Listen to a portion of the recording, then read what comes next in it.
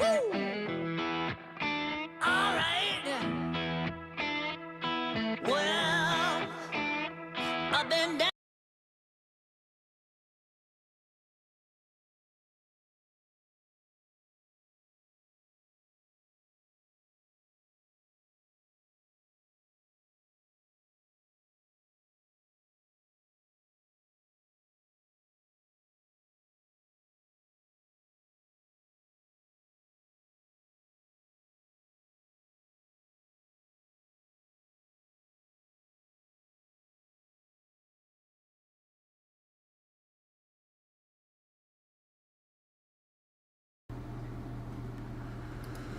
So, jetzt schätzt sie mal, haben wir einen Ton, oder? Das gibt's nicht. Das gibt's einfach nicht. Wie schaut's aus? 1, 2, 3, 4, 5, kein Ton. Okay, super, vielen Dank. Also, grüße euch, servus und habe die Ehre nochmal an der Stelle. Es gibt Scheißtage und richtig beschissene Tage. Heute war ein richtig beschissener Tag. Ich habe den ganzen Nachmittag heute verbracht mit dem OBS. Das ist die Streaming-Software, um den Ton einzubinden hier auf die Stream-Software. Hat vorhin alles funktioniert. Hat wirklich alles funktioniert. Ich gehe live und kein Ton. Ist jetzt total ärgerlich, weil ich jetzt nicht genau das machen will, was ich geplant habe. Ja, schade. Also herzlich willkommen zum dritten Night Talk Stream. Dritte Teil schon. Letztes Mal haben wir ja offenes Thema gehabt. War total spannend mit dem Presser, mit dem Sascha.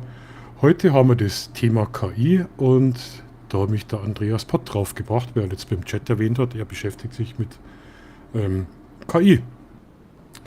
Ist natürlich, wäre natürlich voll cool, wenn wir einen Andreas mit dabei hätten. Aber ja, können wir mal schauen, was sie da so rumtreibt. Oh, wen haben wir denn da? Hi, na? Hat ja doch funktioniert. Andreas, grüß dich. Servus, das freut mich ja. Ja. Also meine Technik wieder komplett abgekackt. Wirklich über heute den ganzen Nachmittag beschäftigt. Das hat wunderbar funktioniert. Ich konnte Musik einbinden, Videos einbinden, den kompletten Ton. Und ja, jetzt war alles ein bisschen umsonst. Ja, warum soll es dir besser gehen als mir? Ich habe gestern an dem Video für nächste Woche gearbeitet und hat überhaupt nicht funktioniert, der KI. Heute nochmal gemacht, es hat so lala funktioniert, aber das lasse ich jetzt so laufen. Da könnte man manchmal das Zeug einfach hinterwerfen, gell? Also heute bin ich echt soweit, wirklich, wirklich. Andreas aus Rheinau ist da. Grüß dich, der Andi ist auch da, das ist ja cool. Der Andreas Pott ist da, lese ich gerade. Naja, sind ja schon einige da. Finde ich total cool. Ja, ich bin mal gespannt, wie sich das Format entwickelt. Mir gefällt das immer. Also ich war heute so genervt. Ich habe mir echt gedacht, ey, ich habe gar keinen Bock zum Streamen. Aber die letzten 2 Streams, die waren irgendwie so cool. Da habe ich gedacht, okay, Samstagabend, scheiß drauf, setz mit Leuten zusammen und ratsch ein bisschen. Ja, genau. Einfach mal machen und dann. Jetzt würde mich interessieren, ich habe dir im letzten Stream schon gefragt, Andreas, KI, gibt ja unterschiedliche Arten von KI. Mit was hast dich du da beschäftigt und ja, was ist daraus geworden? Also ich nutze KI zum einen ja schon relativ lange in Photoshop mit diesem generativen Erweitern und so weiter. Das ist ja schon eine KI. Aber da kann man ja halt relativ wenig mit beeinflussen. Dann ist für mich als nächstes dazu gekommen, vor längerer Zeit schon, warte, wenn ich das falsch sage, dieses Programm Narrative Select. Okay, sagt mir gar nichts. Das ist ein KI-basiertes Tool, wo ich hergehe, gucke, also aus meinen Porträtstudios einfach mal durchgucke, ob die Bilder, ob die Augen scharf sind oder nicht. Okay. Hatte ich sogar im Januar letzten Jahres schon ein Video zu gemacht. Also ganz kurz das in einem Video erwähnt, wo ich gezeigt habe, okay, wie läuft das bei mir nach dem Shooting einfach ab. Ich glaube, irgendwie habe ich das Video sogar nur in Erinnerung. Genau, da habe ich das schon mal erklärt. Und bin jetzt eigentlich relativ lange auch schon, so wie Tom und Ute, mit den Retouch for Me Tools unterwegs. Okay. Also rein Fotobearbeitung. Das ist Fotobearbeitung, genau. Und jetzt seit 3-4 Monaten bin ich mit ChatGPT relativ viel zugange. Okay. Und das ist mehr, was ich im letzten Video ja gemacht habe, wo es um diese Bildbewertung, Bildkritik und so weiter geht. Also ich habe heute ein Experiment gestartet. Also das ist aber wirklich für Freaks, gell? Und zwar gibt es ja Gemini und ChatGPT. Und ich habe heute ein Skript geschrieben, dass sich Gemini mit ChatGPT unterhaltet. Also, dass sich zwei KIs untereinander austauschen. Aha. Ist wirklich verrückt. Also ich kann es dann später zeigen, das Skript. Können wir mal ausprobieren. Ich habe das total spannend gefunden, wie die da anfangen, sich da untereinander zu unterhalten. Also total verrückt. Ich habe die dann angeregt, sie sollten sich mal überlegen, wie man Atombomben baut. Ich glaube, die haben sich ungefähr 15 Minuten lang drüber unterhalten. Also, Okay, dass das funktioniert hat. Okay, Atombombe könnte halt sein, weil es halt so weit auseinander ist, dass du an das spaltbare Material nicht drankommst und deshalb sie sich darüber unterhalten haben, weil normalerweise machen, wenn es ums Thema Bombenbau oder solche Geschichten einfach geht, was du also für illegale Sachen das machen, die eigentlich sofort zu. ja, die haben sie dann, die sind dann irgendwie eben wegen Material, was für ein Material, wie das technisch funktioniert. Und dann sind die ins Geschichtliche abgedriftet. Die haben sie wirklich untereinander komplett unterhalten. Sind dann über Hiroshima und, also irre. Ich habe da zugeschaut und denke mir, cool. Also, Okay. was nutze ich noch für KI? Jetzt kann ich euch das leider gar nicht zeigen. Ich habe so geile Sachen nicht vorgehabt. Ich wollte heute einen KI-Song schreiben. Wollte euch mal zeigen, wie ich so die Songs mache. Ja, es ist jetzt ärgerlich. Es ist wirklich... Ja, und dann hatte ich so ein bisschen angefangen, selber Bilder zu generieren über ComfyUI, beziehungsweise hat auch anfangs für andere Programme, zuletzt habe ich eigentlich mit ComfyUI gearbeitet, um dann über FluxDev dann Bilder zu generieren und da entsprechend was zu machen. Also ich habe das bei Photoshop, da gibt es ja die KI-Erweiterung, glaube ich, war das, gell? Da habe ich sogar beim Fotowettbewerb mal mitgemacht und habe da ganz irre Sachen mit eingefügt. Und komplettes Bild von null aus zu generieren. Ja? Also ich habe auch schon angefangen zu experimentieren, mir wirklich eine virtuelle Person zu erschaffen. Okay.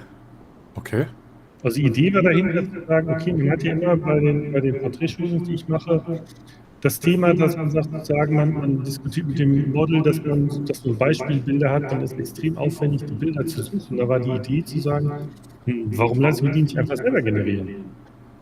Ist Dann eigentlich... muss ich nicht wahnsinnig suchen, sondern sage einfach der KI zu sagen, bitte mach mir ein Bild so und so, und dass ich dann halt eine virtuelle Person habe, dass es immer die da drauf ist.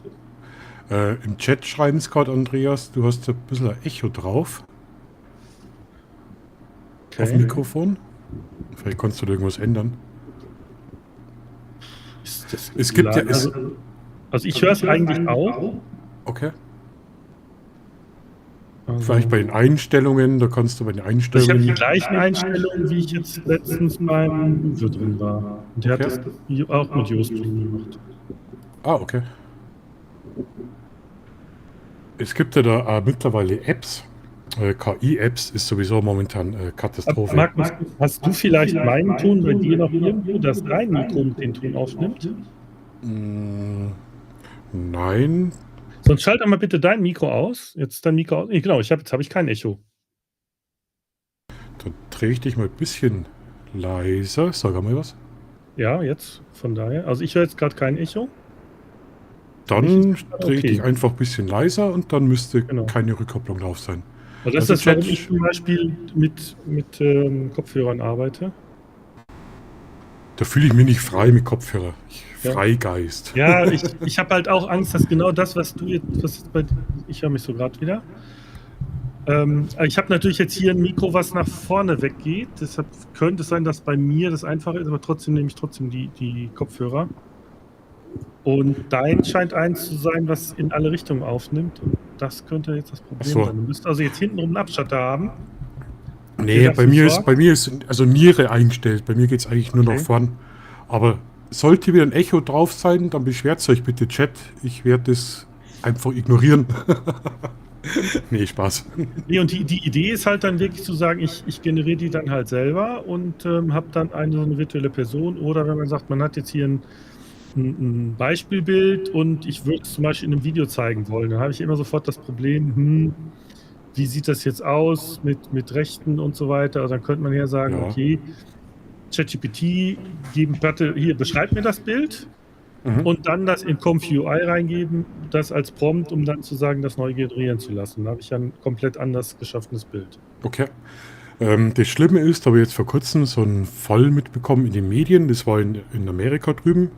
Da gibt es eine App und ich habe die sogar runtergeladen, weil ich es ausprobieren wollte. Da kannst du deinen Star, zum Beispiel Britney Spears, auswählen oder selber irgendwelche Personen erfinden und dann wird es wie so eine Art WhatsApp-Chat wird da gestartet. Ist da immer noch Echo drauf, okay. Jetzt war das so, der war glaube ich 17 oder 18 und die hat sich da so eingelassen drauf auf die Chats. Der war jetzt auch ziemlich zurückgezogen, also sozial zurückgezogen und hat sich heute halt wirklich mit dem Chatter, mit dem KI-Bot unterhalten, nächtelang, stundenlang. Und da war das wirklich so schlimm, dass der dann da in den Suizid getrieben worden ist von dem Chatbot. Und ich hab die App ausprobiert und es ist wirklich krass, Also mit der KI, gut, wenn man sie jetzt positiv hernimmt, so wie du oder ich, ist das natürlich nicht schlecht, das ist eine coole Unterstützung. Aber ich finde, die KI hat da Risiken. Also definitiv. Wenn du zum Beispiel sagst, du erfindest eine komplette Person, KI-generierte Person, ein Außenstehender kann das gar nicht mehr entscheiden, zum Beispiel, ob die Person wirklich existiert oder nicht. Grundsätzlich ist die Idee ja super. Also die Gefahren sehe ich da schon die ganze Zeit, ja. Also vor allem, was mittlerweile alles KI generiert ist, das sind ja richtige Deepfakes teilweise, wo der Trump und der Putin auf dem Flugplatz rumtanzen. Du, vor 2 Jahren ungefähr habe ich angefangen, so mit KI zum Rumexperimentieren, da war die einfach nur, ja, man hat es einfach gesehen. Die haben 6 Finger gehabt, 3 Beine, man hat es einfach gesehen. Mittlerweile nach 2 Jahren ist es so extrem geworden, du erkennst es nicht mehr.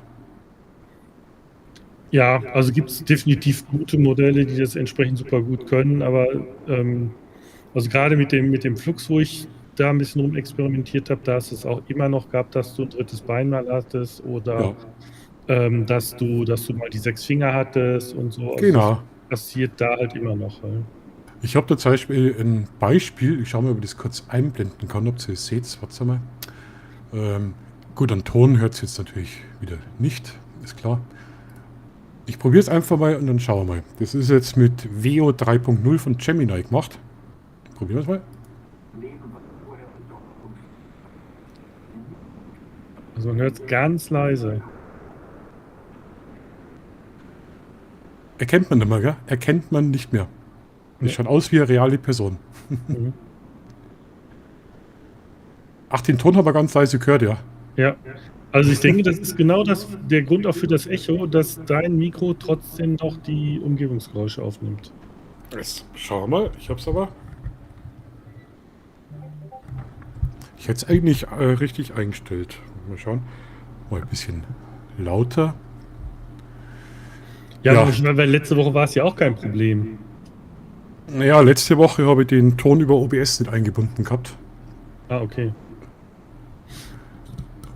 Mach laut, sagt er, mach laut. Jetzt warte mal. Ich probiere es jetzt nochmal. Ich probiere es noch einmal, ja? Und dann morgen nicht mehr. Mein Leben war vorher bedeutungslos, aber jetzt habe ich eine Nikon-Kamera und jetzt ist alles in Ordnung. So, was ist besser? Ja, also jetzt hat man es gehört, aber es ist wirklich durch dass das Mikro das aufgenommen hat. Also es ist definitiv das Mikro das Problem. Und genau das wollte ich eigentlich nicht übers Mikro.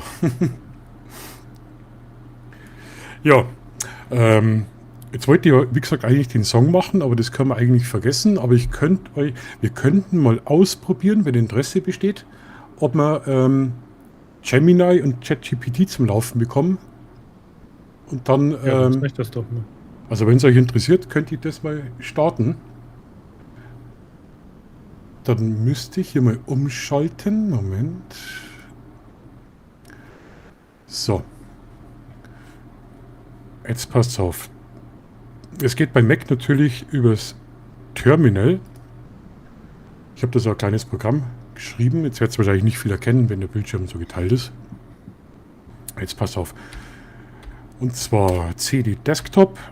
Das Ganze läuft mit Python 3. Jetzt starten wir das mal.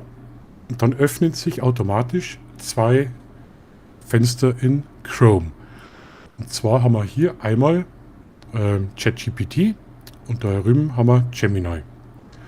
So, jetzt muss ich schnell sein, weil jetzt habe ich bloß 90 Sekunden zum Anmelden. Jetzt passt auf.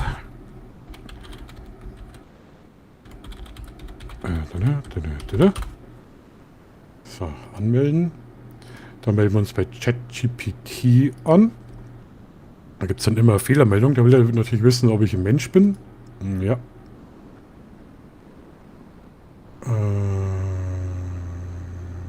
Nein, möchte ich nicht. So, weiter. Mit Passkey. Also ich habe das heute schon ein paar Mal gemacht, wie man sicher sieht. So, anmelden. So, da kommt gleich wieder Fehlermeldung. Hier in Gemini sind wir angemeldet. Da haben wir einen Tokenfehler. So, gleich haben wir es. So, hier noch einmal. Komm, Beeilung. Na komm. So. Und angemeldet, bestätigt mit Return. Jetzt versuche ich das mal, dass ich es euch ein bisschen zeigen kann. Also, gib die erste Frage an Gemini ein oder tippe Exit zum Beenden. Jetzt können wir einfach irgendeine Frage eingeben. Überlegt mal, was könnte man machen? Unterhaltet euch über den Klimawandel. Das ist ja super. Klimawandel. Oder? Das ist super. So, jetzt pass auf. Jetzt kommt der Vorführeffekt. Wir starten das Skript. Da drüben haben wir Gemini. Achtung. So, jetzt wird automatisch von dem Skript die Frage eingefügt. Gemini sendet das Ganze jetzt rüber an ChatGPT. Seht ihr, das ist jetzt ChatGPT. Wurde größer hier. Markus, du kannst doch die beiden Fenster auch trennen. Wenn du das eine rüberziehst, hast du auch 2 separate Fenster und dann sieht man beide Chats. Ja, das traue ich mir bloß nicht, weil ich es noch nie ausprobiert habe. Wie das jetzt macht, Okay. dann. Genau, und da könntest du jetzt praktisch sehen, das wird jetzt die ganze Zeit hin und her geschickt. Also die unterhalten sich wirklich untereinander. Und das kann teilweise 5 Minuten dauern und das kann teilweise auch eine halbe Stunde dauern. Zack, da ist jetzt zum Beispiel wieder die Antwort von Gemini an ChatGPT. ChatGPT reagiert wieder drauf.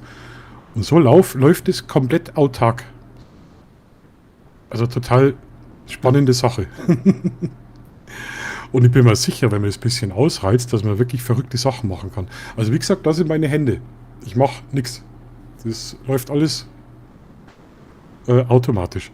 Vor allem ist halt das interessant, wo teilweise die Unterhaltungen dann hinführen. Ja, jetzt sind wir schon bei Viehzucht und bei Stickstoffdüngemittel mit Lachgasemissionen. Okay. Und das sind einfach so spannende Sachen. Ja, und da wir das beenden, weil wie gesagt, das kann ewig dauern. Mhm. So. Ja, das war Ja, der. interessant wäre, wenn du sowas startest, denen vorher in den Chats jeweils eine Rolle zu geben. Du kannst ja bei gut, Gemini habe ich noch nicht ausprobiert, weil ich arbeite eigentlich die meiste Zeit mit ChatGPT. Und du kannst ja ChatGPT erklären, was es für eine Funktion hat oder was es für eine Rolle hat. Und dann würde das ja entsprechend auch so agieren. Ja, also du könntest dem einen zum Beispiel jetzt Rolle eines Professors. Also jetzt bei dem Thema bleiben. Das eine wäre ein Professor, der in der Klimaforschung ist. Und das andere wäre zum Beispiel ein Militanter von den Fridays for Future.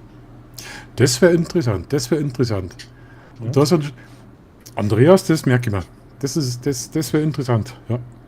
Aber da müsste erst die KIs trainieren. Also erst bei Nee, brauchst du nicht. Nee, Du gehst in dem Chat, sagst du in dem Chat, bevor du diese Verbindung, also du hast die Verbindung hergestellt, bevor du denen erste Aufgabe gibst über dein Skript, schreibst du in jedem der Dinger mal eben die Rolle rein. Okay. Und sagst, in der jetzigen Unterhaltung, die wir jetzt gleich miteinander führen werden, nimmst du die Position eines, und dann beschreibst du das. Okay. Und dann hat er die Rolle. Und das Gleiche machst du mit der anderen Seite. Und dann sind die wirklich auf zwei völlig unterschiedlichen Positionen. Das wäre mal cool zu sehen, ob das dann eskaliert. Weißt du was? Das probieren wir jetzt aus. Jetzt muss ich bloß wieder umschalten. Und der Michael, du sagst, du siehst nichts. Ist ein bisschen klein, ja, so. Ja, oder dass, wenn du den Chat laufen lässt, kannst du mich ja wegblenden. Oder klein machen. Warte mal.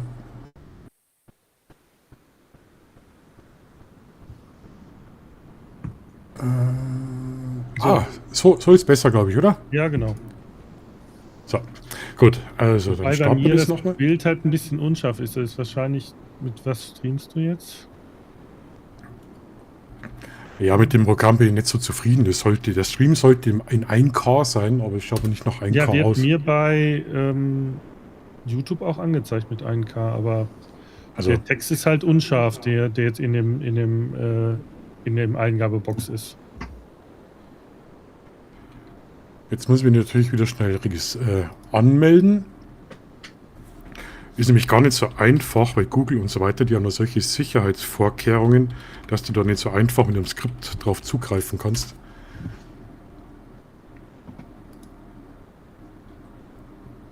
Audio wäre lustig, ja. Andi, ich krieg das mit dem Audio noch hin.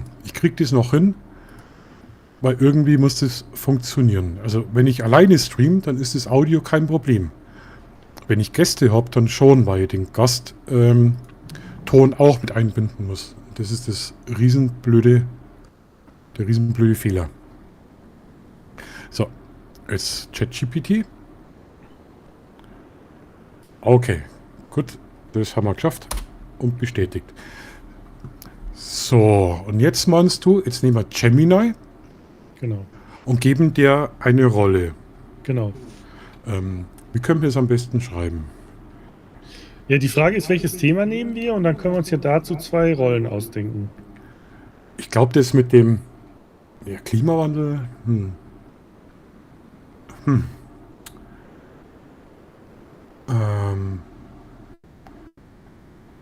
Wie wäre es mit einem Autofanatiker und ein Friday for Future?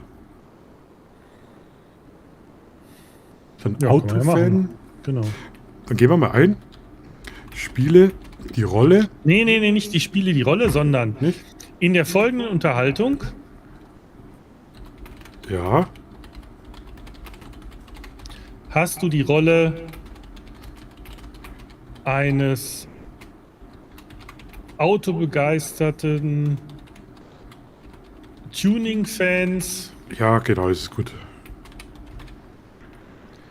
der gerne schnell und viel Auto fährt. Schnell und viel Auto fährt. Von ÖPNV hältst du gar nichts. Von ÖPNV, öffentlich-privater Nahverkehr. Ah, okay. Gibt's bei uns nicht. Ja, bei uns auch nicht. Bei uns ist auch nur Schülerbusverkehr. So. Einen Moment. Okay, gut. Also die Seite sollte funktioniert haben. Genau. Dann nehmen wir jetzt die andere Seite. Nee, das ist Gemini, da hast du schon. Jetzt kopieren wir bloß die Ach so. Rolle eines. Ich bin ja faul. Hallo?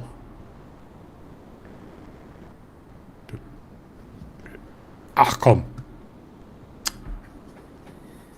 Mist. Da steht genau das Mikrofon vor der Tastatur. Jetzt habe ich irgendeinen Scheiß baut. Okay, egal. Machen wir nochmal schnell. Weil das interessiert mich jetzt. Aber du hast gesehen, die Rolle hat das Modell ja sofort angenommen. Sofort, ja, sofort. Ja?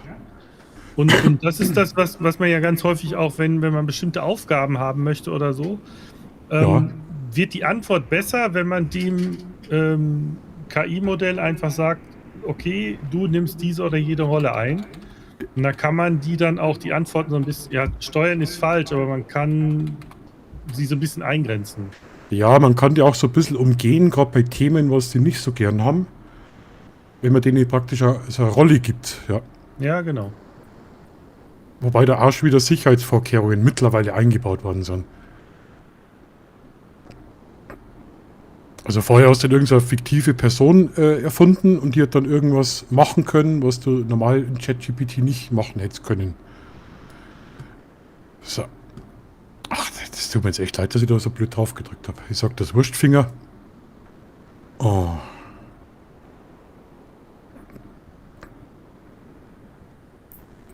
Das Skript ja nur verbessern und dann verkaufe ich das.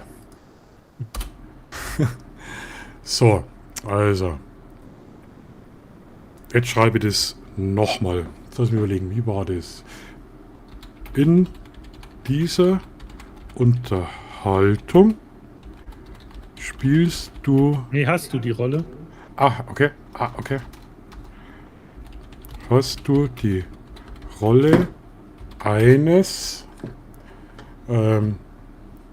fanatischen Auto- und Tuning-Fans, welcher gerne Viel und lang Auto fährt. schnell Oder schnell und genau.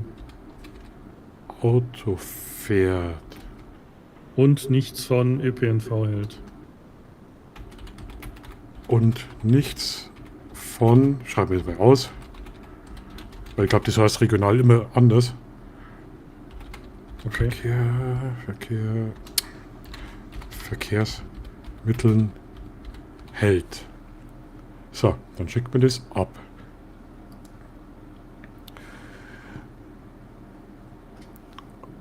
Was gibt's? Frag, was du willst, aber mach schnell die Straße ruft. Okay, gut, das klingt schon mal gut. Ja. So, und jetzt schreiben wir bei ChatGPT in dieser Unterhaltung nimmst du die Rolle eines Ökoaktivisten ein. Ökoaktivisten ein, welcher Welche alle Autos von der Straße verbannen möchte. Gehen wir mal, lassen uns mal richtig aufeinander los. ja verbannen möchte und nur zu Fuß geht. So, was schreibt er? Verstanden, ich bin jetzt ein Ökoaktivist. Gut. Jetzt ist der Plan, wir gehen jetzt hier rüber und dann geben wir die erste Frage ein. Pass auf. Gib denen mir die Frage zu sagen, die haben die Aufgabe, ein zukünftiges Verkehrskonzept für lass mir irgendeine Stadt nehmen aus irgendeinem Film, also irgendeine fiktive Stadt. Shit, wie nennt die es? Gibt doch der Müller-Baumberg einfach. Also auf Plane. Nee. Plant zusammen ein Verkehrskonzept Für eine geplante Großstadt mit 5 Millionen Einwohnern Oh, okay. in Mitteleuropa.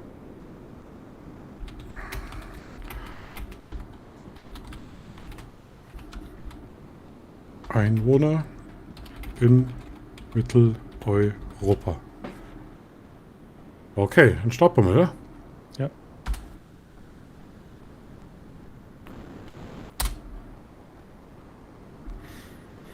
Jetzt bin ich gespannt. Wahrscheinlich explodiert jetzt gar mein Computer.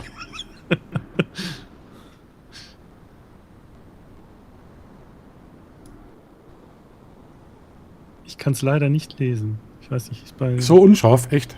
Ja, also bei mir, ja, ich gucke jetzt, warte, ich guck mal auf YouTube, ob ich Oh, ist das ärgerlich. Also das Programm, das hau ich weg. Also ich kann So. es da auch nicht lesen. Ich weiß nicht, wie das im Chat ist, ob die es besser lesen können.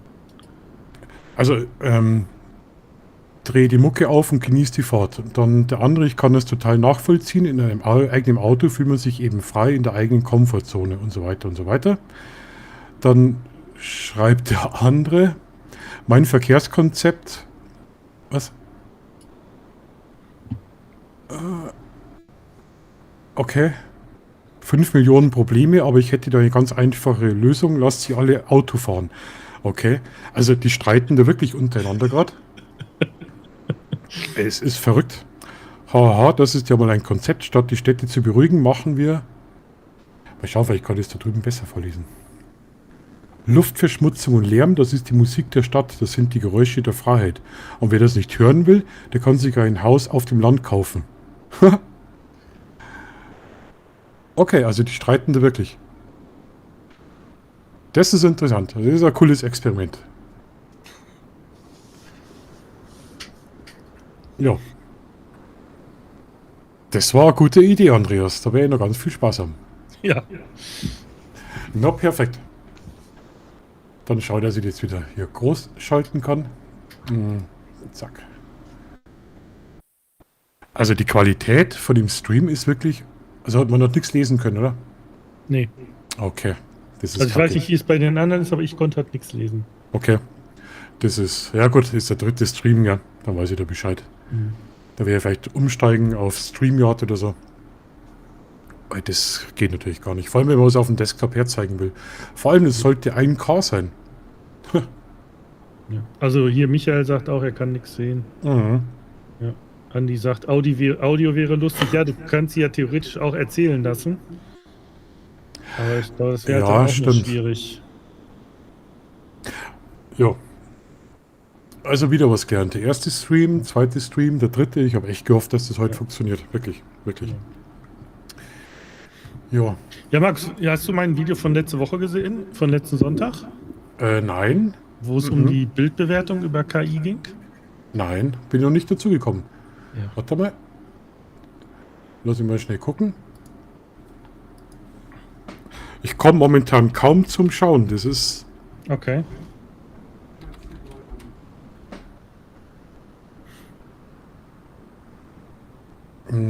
Ich schalte die mal schnell um.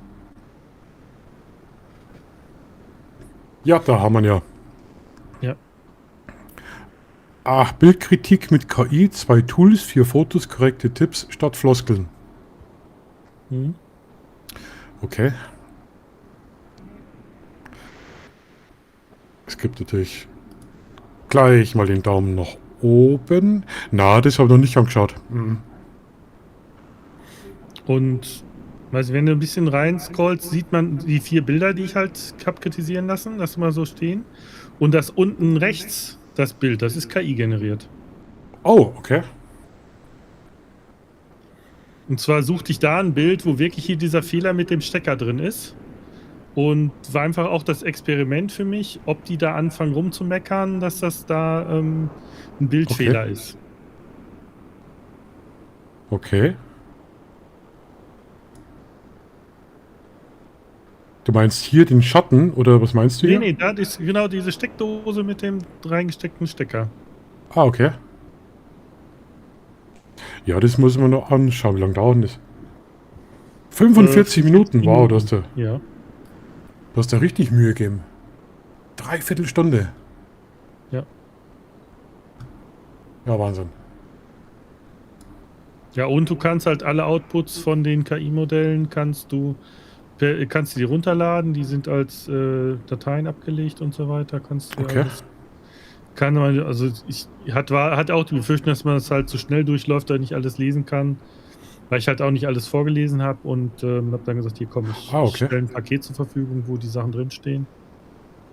Wer da sich genauer mit auseinandersetzen möchte und Das ist mal, also wirklich, wer sich da mal so interessiert, Fotos und KI, schaut beim Andreas Pott vorbei. Ich werde mir das Video auf alle Fälle auch reinziehen. Ja. Ja, und das ist halt das, wo ich die letzten Wochen so ein bisschen zugange war, weil ich einfach festgestellt habe, egal wo man ist oder gerade auch zum Beispiel Foto-Community, wo ja früher, da vor 20 Jahren, wie das losging, war das ja, du hast ein Bild eingestellt und kriegst halt Feedback, wie das auf die Leute wirkt und so weiter und Okay. so fort. Aber wenn du heutzutage machst, dann kriegst du halt noch 2, 3 Likes und dann war's das. Da schreibt dir keiner mehr was drunter. Ja. Ja, zu sagen, hier, dies oder jenes, hätte ich jetzt anders gemacht oder warum hast du das so gemacht, passiert Ja. gar nicht mehr. Also das heißt, wo kann man sich noch heute unterhalten mit Leuten, um zu sagen, okay, ich bin mit dem Bild unzufrieden, was muss ich besser machen, damit es ein besseres Bild wird? Oder was mache ich für Fehler mache ich? Also ich Bist find's du der- extrem bist- schwierig. Bist du der Meinung, man sollte KI-Fotos kennzeichnen oder nicht? Gute Frage, gell? Ich denke grundsätzlich ja. Aber die Frage ist, wo ist die Grenze? Mhm. Ja, also wenn ich hergehe und sage, ich mache jetzt mit Photoshop einen Müll, der im Hintergrund liegt, ist weg, ist es für mich nicht kennzeichnungspflichtig. Ja. So, wenn ich aber den gesamten Inhalt irgendwo generiert habe oder die Aussage, also bleiben wir bei deinem Beispiel, was du hattest mit dem Thema Putin und Trump tanzen da. Mhm. Das muss definitiv gekennzeichnet werden, weil das entspricht ja nicht der Realität. Genau. Sehe ich Ja, auch so, weil wenn ich jetzt das mit sind so die Photoshop Sachen. arbeite oder mit Lightroom und entrausche, dann ist es ja schon eine KI-Entrauschung. Da bist Ja, du aber schon das- im Bereich von der KI. Ja, aber es ändert an der Bildaussage nichts. Genau. Ja. Aber es sollte irgendwie so einen Stempel geben. Es gibt ja die Möglichkeit, bei Fotos so einen digitalen Stempel zu hinterlegen. Mhm. Bei so Fotos. Ja. Da bin ich wirklich gespannt. Ja. Ja. Weil irgendwie sollte das schon gekennzeichnet werden. Vor allem, wie du auch schon richtig sagst, vor allem, wenn die Realitäten komplett anders dargestellt werden. Genau, aber was ich zum Beispiel auch, und das ist ja noch keine KI in der Bildbearbeitung, auch im Grunde gar nicht mehr mache oder wenn, dann wirklich nur auf ausdrücklichen Wunsch des Modells ist, mit dem Verflüssigen-Werkzeug zu arbeiten. Mhm. Das Okay. habe ich in den Anfangsjahren, ich glaube, das haben wir alle mal relativ häufig genutzt, die Bearbeiten, aber inzwischen mache ich es gar nicht, brauche ich gar nicht, ja. Ja. Oder wenn ich dann doch mal mache, dann ist es halt, weil sich das Model vielleicht so ein bisschen komisch kann, dass halt die Kleidung extrem eingeschnitten hat und dann halt irgendwo die Haut drüber weggequollen ist oder so. Das sind so die Punkte, wo ich dann schon mal gucke, Ja. nimmst du das, schiebst du das jetzt so ein bisschen zu weg und das ist halt ja eine unvorteilhafte Pose fürs Modell. Ja. Das ist so das Äußerste, was ich jetzt mal ab und an mal noch in letzter Zeit gemacht habe, aber das ist, weiß ich glaube von den letzten 500 Bildern, die ich bearbeitet habe, ist es bei einem Oh. Bild gewesen. Okay, ja, Wahnsinn. Murat an der Stelle. Grüß dich, Murat. Servus, grüß dich. Und kurz an den Chat, wenn jemand dabei sein möchte, kann ich euch den Link reinschicken. Handy reicht. Dann könnt ihr an Andreas und mir auch gern Hallo sagen. Also, die Stage is yours, heißt. Also, wenn ihr da Lust habt, einfach Bescheid geben. Der Link ist sogar oben angepinnt, glaube ich. Eine transparente Kennzeichnung als KI-Bild ist ethisch und sinnvoll und manchmal rechtlich notwendig. Ja, genau, transparent. Transparent soll es sein, aber man soll es halt irgendwie leicht überprüfen können. Da muss es kein fettes, dickes Wasserzeichen drauf sein. Achtung, KI, findet ihr einen Blödsinn. Entschuldigung.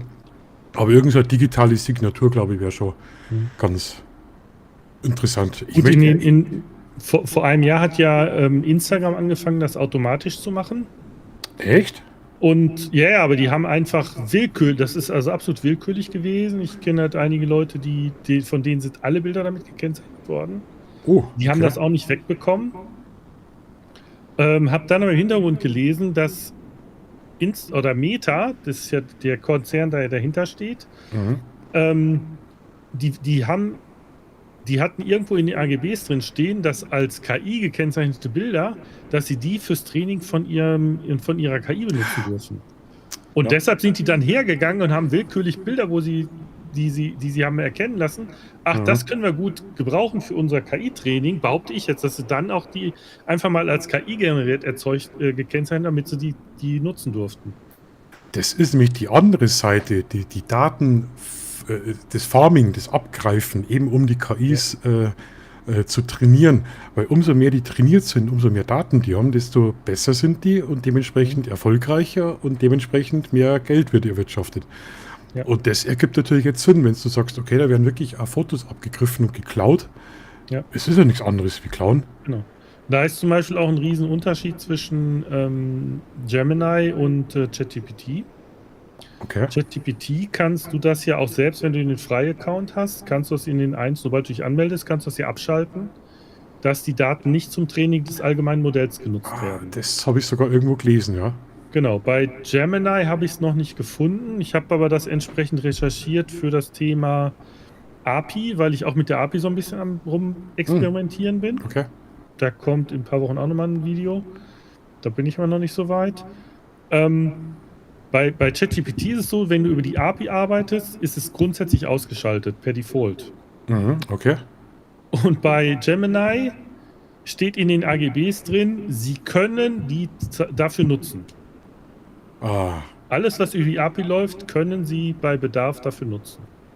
Und du kriegst es nicht ausgeschaltet. Oder ich habe keinen Weg gefunden, es auszuschalten. Da sollte man sich das vielleicht ein bisschen genau durchlesen, gell, was da im Kleingedruckten steht. Ja, ich glaube, wenn man sich das wirklich mal genau durchliest, dann... Ja, du kannst ja den anderen Weg machen. Das hatte ich zum Beispiel jetzt für ChatGPT habe ich das gemacht. Ich habe einfach den Chatbot selber gefragt, wie sieht das denn aus? Und wenn man jetzt sagt, zu sagen, okay, du kannst ja beide mal dasselbe fragen, über den anderen auch. Ja. Und dann kannst du die Antworten ja mal übereinander legen. Das müsste ja eigentlich die gleiche Antwort sein. Ja, da kann man sich aber echt schon stundenlang spielen damit, gell? Das ist Wahnsinn. Ich habe schon versucht, die KI zu trainieren und das hat sogar geklappt. Die hat sich nach Tagen auch erinnern können. Und zwar habe ich der bayerische Schimpfwörter beigebracht. Funktioniert wirklich. Also irgendwann gibt die KI auf und dann wird es akzeptiert. Okay. Habt ihr schon die Pro-Version für ChatGPT oder eine andere KI-Plattform? Ich nutze gerade tatsächlich von Gemini die Bezahlversion. Und ich habe die Bezahlversion von ChatGPT, aber ich habe die Plus-Version, nicht die Pro-Version. Genau, also ich glaube Gemini ist auch so ähnlich, das kostet 20 €. Und die Version, was ich haben wollen würde, um das wirklich groß zu nutzen, kostet im Monat, haltet ihr euch fest, 250 €. Ist bei ChatGPT ähnlich, ja. Und das ist schon wirklich eine Hausnummer. Also 250 € ist schon... Also ich habe auch nur diese $20 bzw. 23 € sind das dann. Die Version habe ich. Die ist halt ziemlich limitiert, gell? Ich glaube 3 Videos am Tag kann ich mit Gemini machen. Ja. Ist nicht wirklich viel für ein großes Videos habe ich Projekt. noch nie ausprobiert. Also ich bin an die Grenzen von der Version von ChatGPT noch nicht rangekommen. Okay, bei ChatGPT habe ich Videos, aber glaube ich, kann ich, glaube ich, keine Videos machen, oder? Wie bitte? Ich glaube, ich habe zu Gemini gewechselt gehabt. Eben wegen Veo 3.0 heißt es. Perplexity für ein Jahr für 14,99 bei MyDeals. Perplexity kenne ich gar nicht, Murat. Da müsst ihr mal schauen, was das ist. Perplex. Da bin ich komplett perplex jetzt gerade. Nee. Bist du eigentlich schon wieder zu Hause, Murat, oder wo treibst dich du wieder rum? Ja. Perplexity. Perplexity. Aha, okay. Gut, also ich hatte ChatGPT kann keine Videos generieren. Dann bist du deshalb rüber gewechselt, okay. Ah ja, Perplexity, okay. Ja, ich habe mir das jetzt mal gespeichert hier und dann werden wir das mal anschauen. Ah, am Bodensee, schön. Das ist ja cool. Wo treibst du dich so rum, Andreas? Ich bin zu Hause. Läuft dein Jahresprojekt noch? Mit den 4 Fotos? Ach, das ist doch schon längst zu Ende. Das war doch letztes Jahr. Und dieses Jahr gar nicht gemacht? Nee, das mache ich nur alle 5 Jahre, weil das einfach zu aufwendig ist. Ah, okay. Nee, Weil das ist mir in Erinnerung geblieben. nee, das mache ich alle 5 Jahre, weil das ja jeden Monat ein Bild. Das sind ja 12 Bilder, nicht 4, sondern 12 Bilder. Und dann, Ja, genau. ja, genau. Weil letztes Jahr habe ich es noch gesehen. Ich glaube, dann habe ich es insgesamt zweimal gesehen bei dir, das Projekt. Es gibt 4 Videos dazu. Okay. Also es gibt dieses Startvideo, dann im Februar so ein Update-Video, Okay. weil ich ja 2 Locations gemacht habe. Das heißt, ich habe im Januar die eine, im Februar die zweite. Dann im Juni oder Juli, also nee, mit Juni ein Update, das Halbjahres-Update. Und dann im Dezember das finale Video, wo dann erklärt wird, okay, das sind halt die Bilder. Und dann habe ich erklärt, wie ich dieses Wahnsinn. zusammengefasste Bild mache. Ich habe dir das ja damals schon gesagt und meine Bewunderung ausgesprochen. Die Geduld, also wirklich Respekt. Also, Ja, ich hatte aber zum Schluss wirklich so viel um die Ohren, dass ich echt hergegangen bin, mir in den Kalender eingetragen habe, wann ich die Bilder machen wollte. okay, Sonst das hätte denke ich ich- mal. Oft kommt noch mal irgendwas dazwischen. Ja. Gell? Wenn einmal was dazwischen kommt, ja, dann funktioniert das ganze Projekt ja nicht mehr. Mhm. Ja, cool. Und sonst steht irgendwas so an, so Travel-mäßig irgendwie? Nee, ja doch, ich muss beruflich Montag nach Bremerhaven Ah, und komme dann nach aktuellem Stand am Donnerstag dann wieder. Also, dann kannst du gar einen Lichtsetzer besuchen, oder? Bremerhaven, Bremen? Ich hatte ihn angeschrieben, der scheint keine Zeit zu haben. Also der hat keine Zeit, der ist anscheinend selber irgendwie unterwegs. Und mehr Ja, der ist ziemlich in der Stress ist gerade. ziemlich in Stress, der ist ziemlich busy, genau. Ja gut, Büro- aber wir werden uns ja dann in Nürnberg sehen. Du kommst auch nach Nürnberg, oder? Im Oktober. Ja, genau. Ja. Also es ist geplant, wenn jetzt nicht mehr Umzug dazwischen kommt, was natürlich auch Ja, gut wäre. ich hab Hotelzimmer gebucht, also ich bin da. Okay, okay. Also Echt ich jetzt? komme den Samstag runter und fahre Sonntag wieder zurück. Also In Sachsen, nee. nee, in Nürnberg. Ach, Nürnberg, von Nürnberg weiß ich gar nichts.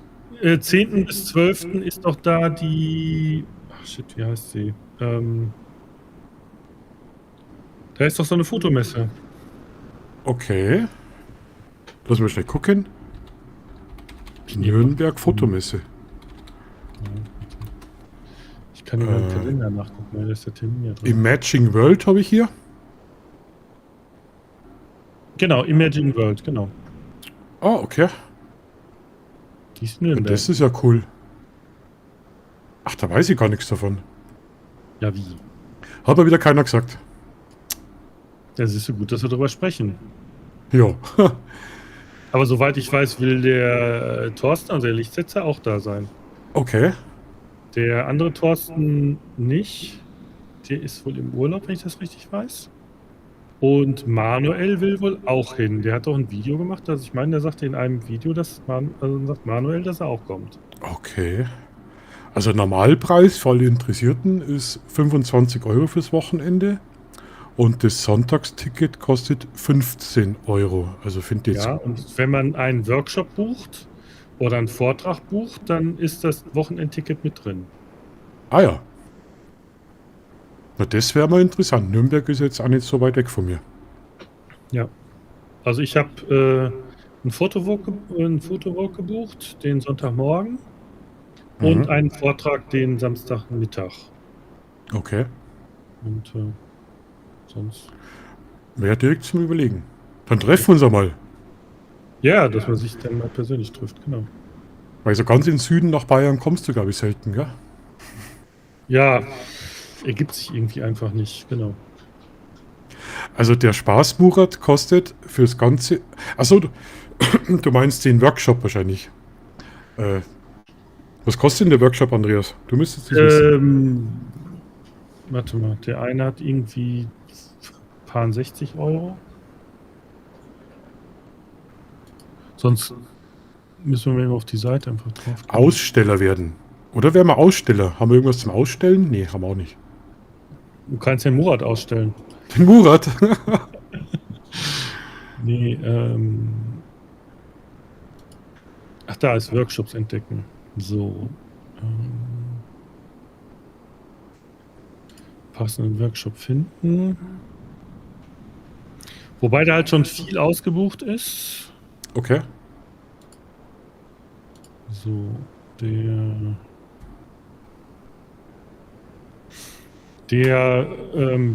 dieser Vortrag, den ich da habe, ist beim Dennis Weißmann, der kostet 35 Euro.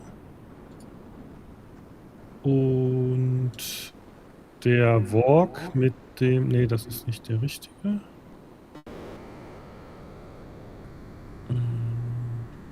35. Ja. Der kostet 69. Sunrise Stadtwalk, Fotowalk durch die Nürnberger Altstadt. Ach, durch die... Ah, okay. Ja, das ist aber echt nicht teuer, oder? Startet morgens um 7. Aha.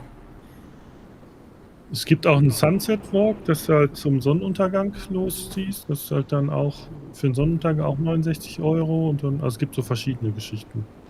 Wenn ich mal so andere Preise anschaue von Fotowalks oder Messe.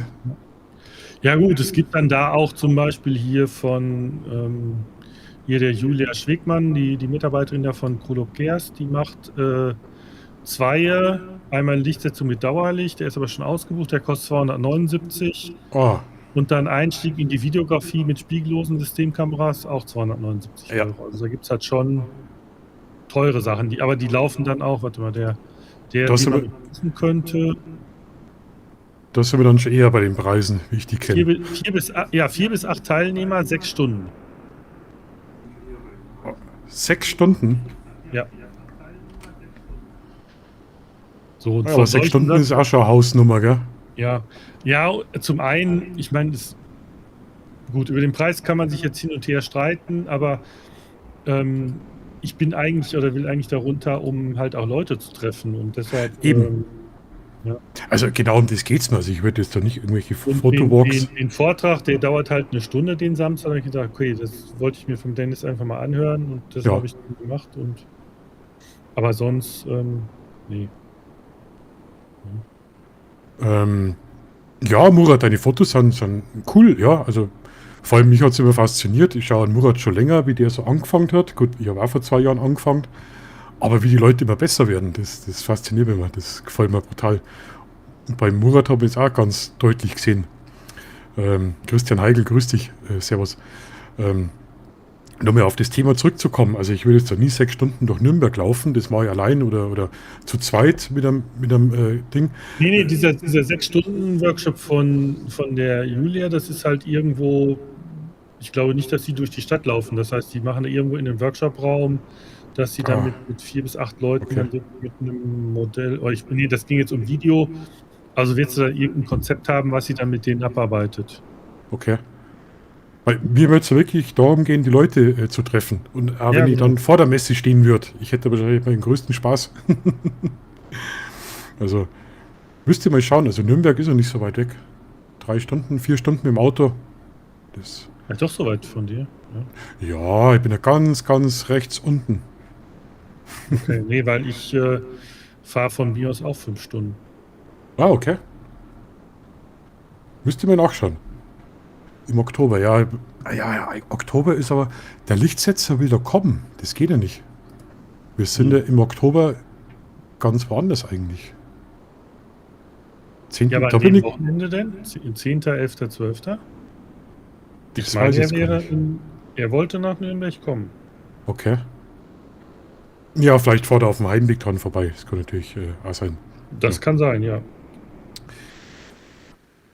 Um 23 Uhr werde ich eine 5-Minuten-Pause machen, weil dann Jonas ins Bett schmeißt. Der darf nicht jetzt nach Südtirol fahren mit den Pfadfinder. Richtig Ja, cool. schön. Der fährt in Urlaub in die Dolomiten und ich sitze hier. Also bei euch sind jetzt die Schulferien erst losgegangen, oder? Oder das? Die gehen jetzt noch bis 15. September. Bei uns haben die ziemlich spät angefangen, ja. Mhm. Die sind jetzt so ungefähr bei der Halbzeit. Ja, und bei uns ist nächste Woche Schluss. Aber von mir aus könnten die schon längst vorbei sein. Ja gut, bei uns haben die Mitte Juli angefangen. Und dann jetzt nächste Woche müssen die wieder in die Schule. Also Mitte der Mhm. Woche wieder in die Schule. Da müsste ich direkt mal schauen. Also ich kläre das jetzt mal ab, wann das da in der sächsischen in der sächsischen Schweiz. Wieso kommen wir auf die fränkische Schweiz? Keine Ahnung, wann es ist. Und dann wäre das echt interessant, Nürnberg da die Messe. Das wäre wirklich interessant, das ist echt ein guter Tipp. Mal schauen, wer sich da alles rumtreibt. Ja, haben wir schon einige gesagt, die dann da hinkommen wollen. Also, Der Murat kommt dann auch, weil dann lernt er auch was. Ist ja ganz positiv. Jetzt ist es richtig kacke, dass ich euch das gar nicht zeigen kann, weil der Ton nicht funktioniert, gell? Das ist so richtig nervig. aber Murat, ich meine, du sagst, schlechter Geschäftsmann. Ja, ich habe auch bei solchen Sachen echt immer Skrupel, da Geld für zu nehmen. Ich bin auch jemand, der Leuten gerne hilft und so weiter. Ich denke, da können wir uns die Hand geben. Also, Ja. ich denke, das ist halt auch so, man lernt halt von anderen auch was und ist dann auch gerne bereit, anderen auch Genau. sein Wissen weiterzugeben. Also von daher. Das ist so Geben und Nehmen, gell? Also, Ja. ja. Wenn ich so überlege, was ich jetzt schon Leute kennengelernt habe, die nach Bayern runter sind, mit denen ich einen Fotowalk gemacht habe, Stellen gezeigt habe, du, andere Leute verlangen Geld dafür für sowas. Ich könnte es nicht. Ich habe da Spaß an der Freude dran. Ja. Also, Ja, gut, ich meine, wenn ich das jetzt hier zum Beispiel jetzt mit Kolob Gerst zum Beispiel vergleiche, für die ist das natürlich der Hauptjob, weil also die machen Fotografie hauptberuflich, nutzen das so ein bisschen da hin und her oder gehört zu dem Businessmodell dazu. Dann ist natürlich ein bisschen anderer Ansatz, aber ja, für uns alle ist das Hobby. ja. Und dann, ja, es ist wirklich, wo ist die Schwelle zu sagen, okay, dass man da dann für bestimmte Sachen dann Geld verlangt? Ich habe da echt meine Schwierigkeiten. Ja, vor allem, wenn du Geld verdienen musst, dann siehst du den Spot zum 20. Mal mit anderen Gesichtern, redest das 20. Mal, also ich glaube, ich hätte schon wieder gar keinen Bock. Aber es gibt große YouTuber, die machen Fotowalks. Da rennst du mit 30, 40 Leuten hinterher, da wird ein Spot nach dem nächsten abgeklappert, dann wird ein Foto geschossen und das Ganze für 490 Euro. Gut, vielleicht ist, wenn man erstmal eine gewisse Größe hat oder einen gewissen Bekanntheitsgrad, mag das vielleicht funktionieren, aber bei meinem Mini-Kanal, bei mir funktioniert auch nicht mal das Hypen. So klein bin ich, das, ja. Mhm. Ja, gut. das haben sie Da bei haben mir nicht wir beigeschafft. auf gut bayerisch einen Arsch zu weit unten, gell? Ja, gut, bei dir funktioniert das ja. Ja, aber nicht so, dass man das geschäftlich machen könnte. Also, Ja, so, ja, klar. das wird überhaupt nicht funktionieren. Ja, doch, es wird vielleicht funktionieren. Doch, es wird, glaube ich. Aber ja, ich weiß nicht. Nachfrage wäre eigentlich schon da. Hallo Andreas, grüß dich. Servus. Noch ein Andreas. Also die Nachfrage wäre schon da, aber du müsstest das wirklich professionell aufziehen und alles. Und ob ich da so viel Bock drauf habe. Ich weiß nicht wirklich. Ich schmeiß jetzt mal schnell an Jonas ins Bett. Ich wäre in 5 Minuten, Also Murat, du schreibst hier jetzt gerade, Kurs bei Pavel Kaplun interessieren. Ja, kann ich empfehlen. Ich habe sowohl Online-Kurse bei denen schon mitgemacht, zu Photoshop oder Lightroom, aber auch zweimal die so Photowalks mit denen oder beziehungsweise so eine Stadttour mit denen. Einmal in Hamburg und einmal in Hannover. Also auch super interessant. Sonst, ja, ist vielleicht doch, was Markus gesagt hat, wenn er gleich wieder da ist, komm doch einfach mit rein, dann kann man sich vielleicht immer mal direkt unterhalten. Ist vielleicht für einen oder anderen auch interessant. Ja, also ich denke, komm einfach mal rein, wenn es irgendwie machbar ist mit Handy oder so. Ist vielleicht einfacher, direkt zu reden, als jetzt hier über den Chat an der Stelle. Und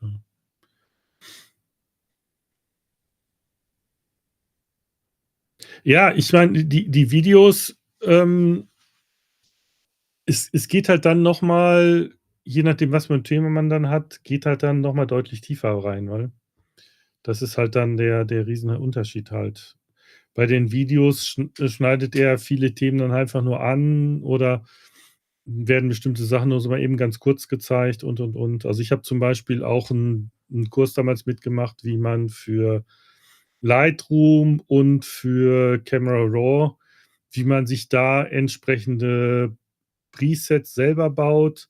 Und zwar, okay, das ist jetzt inzwischen durch die ganzen KI-Masken so ein bisschen vom Verfahren her, er hat sich das eigentlich so ein bisschen überholt, aber zu der Zeit ging das ja nur mit den einfachen Pinselgeschichten und so weiter, und dann haben die das nochmal erklärt und sagen, okay, wenn ich mir ein Preset baue, möglichst versuchen halt immer über Masken zu gehen und nicht das auf das gesamte Bild halt anzuwenden. Ja, dann kann man das einfach wesentlich einfacher und besser steuern, ist da die Geschichte. Und dann kann ich auch mehrere Presets gleichzeitig anwenden. Weil bei den klassischen, die man halt viel kaufen kann, die sind halt immer auf den Basiseinstellungen, und wenn du da eine Farbe dann veränderst und im nächsten geht die Farbe genau in die Gegenrichtung, dann heben die sich gegebenenfalls gegeneinander auf oder setzen die Werte dann zurück und so weiter. Und deshalb ist da sagen die ganz klar, nutzt die Möglichkeiten mit den Masken und macht diese Veränderungen möglichst nur auf den Masken. Danke, Andreas, da bin ich wieder. Danke für die Übernahme. Ja. Waren's brav im Chat oder haben sie sich recht aufgeführt, die Strolche? Waren brav, aber ich habe gesagt, der Murat soll doch einfach mal mit hier reinkommen. Dann kann man sich zum Beispiel über diese Themen mit Pavel Kaplu und mit den Kursen direkt unterhalten. Ist einfacher als jetzt hier über den Chat. Ja klar, der Murat ist halt schüchtern.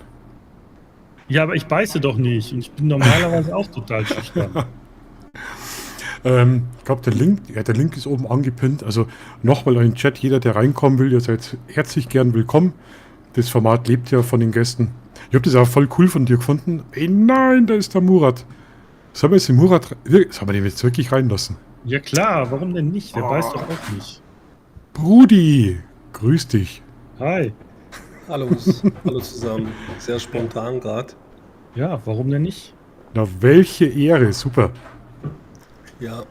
Vom Bodensee, findet ihr cool.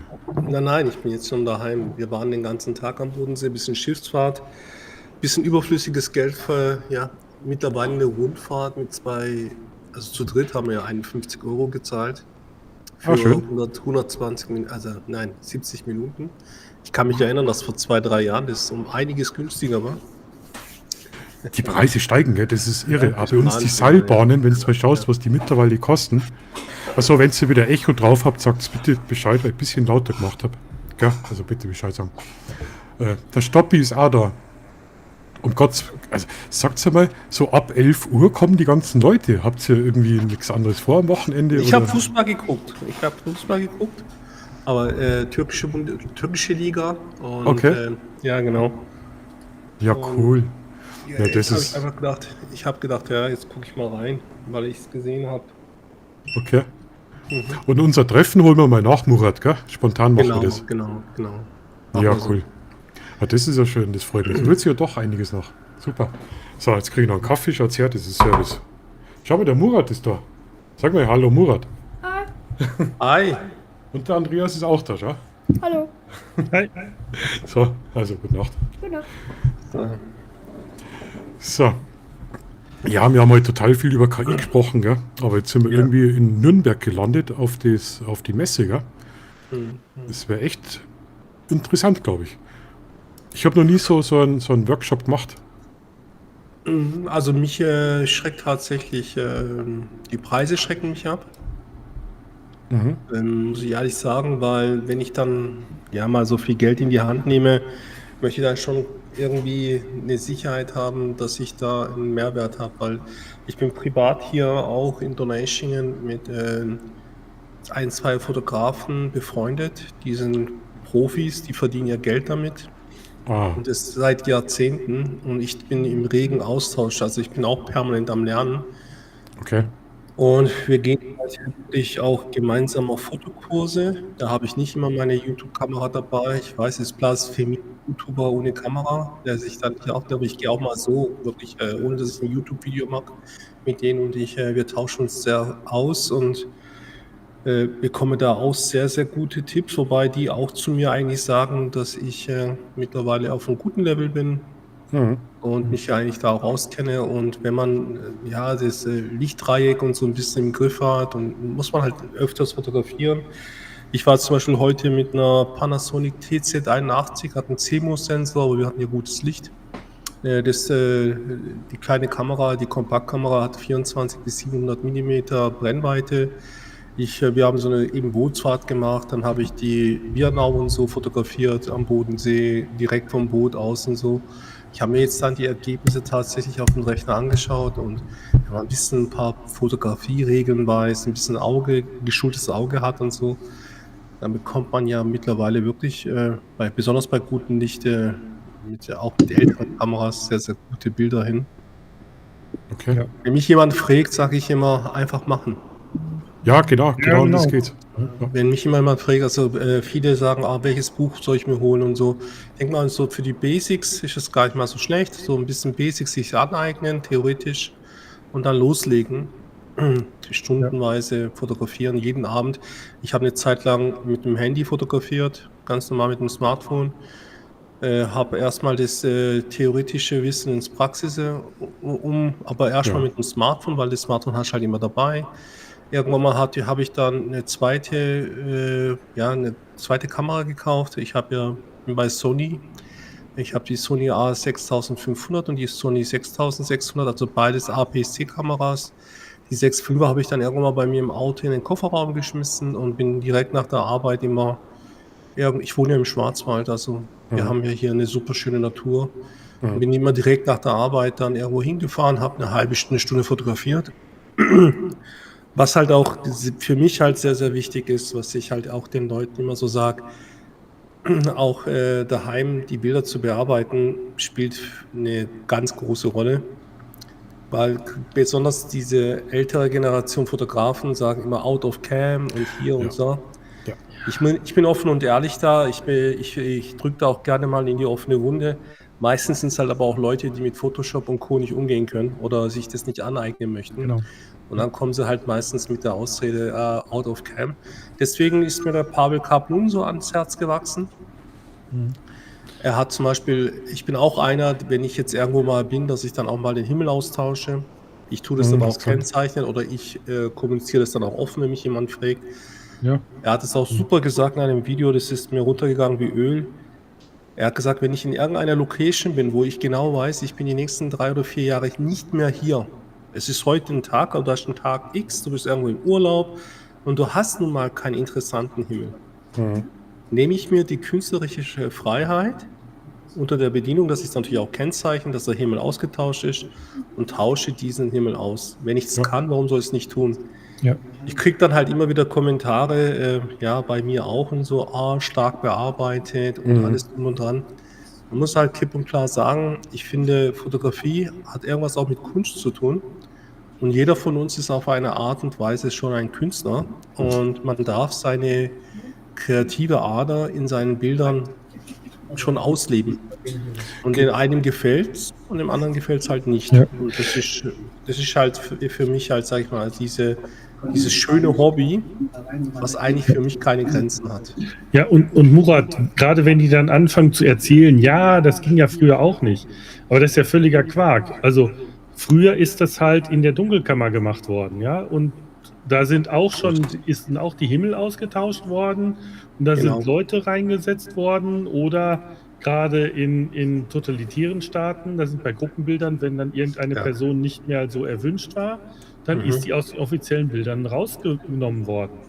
Ja, das hat es früher also auch schon gegeben. Wo ich auch ein bisschen ein Problem habe, ist gerade in der deutschen YouTube-Foto-Community geht es echt brutal um Technik. Also Kamera wechseln, Objektive, also wenn ich jetzt die deutsche, und ich bin auch sehr oft auf englischen Seiten und so, die Amerikaner, die gehen mit der Fotografie ganz anders um. Das gefällt mir sehr stark. Da geht es wirklich ums Motiv bei den Amerikanern, nicht viel mehr. Da geht es um die Geschichte bei diesem Bild. Was für Gefühle sind bei mir durch? Zum Beispiel, ich bin auch ein absoluter Gefühlsmensch.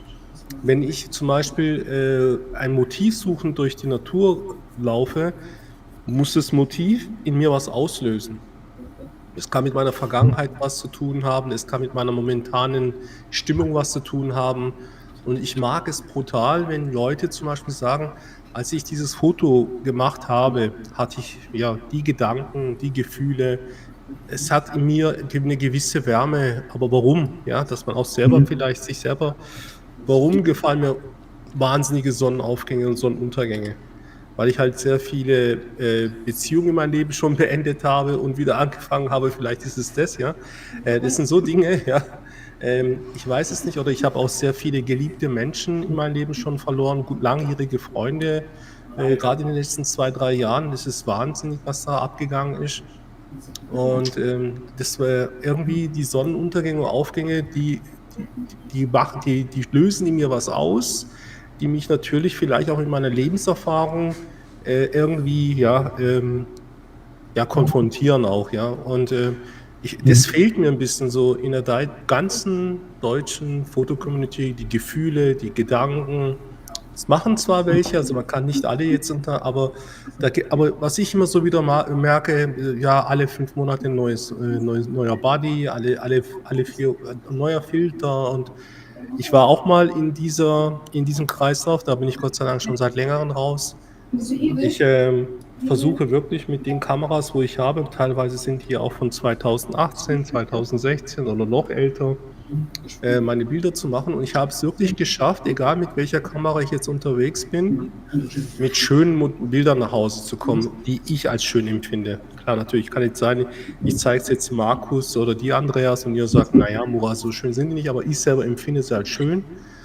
Und ich habe auch mit verschiedenen Kameras jetzt wirklich auch immer wieder gute Ergebnisse erzielen können. Ich habe mich in die Richtung entwickelt. Ich entwickle mich natürlich noch weiter.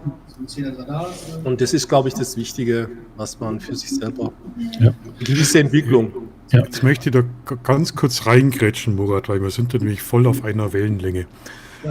Die Diskussion habe ich ja oft mit Fotografen, die wirklich seit 20, 30, 40, 50 Jahren fotografieren gehabt, mit der Nachbearbeitung. Und ich versuche das immer so zu erklären, genauso wie es du erklärt hast. Es kommt so auf die Stimmung an. Wenn ich jetzt einen Sonnenaufgang sehe, jeder sieht einen Sonnenaufgang anders. Der eine sieht es hell erleuchtet, lebenserneuernd, keine Ahnung.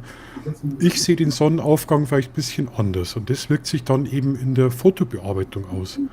Da werden halt die Bilder dann einfach düsterer, dunkler. Ich arbeite mehr die Schatten raus, oder ein bisschen so das Zwielichtige oder so.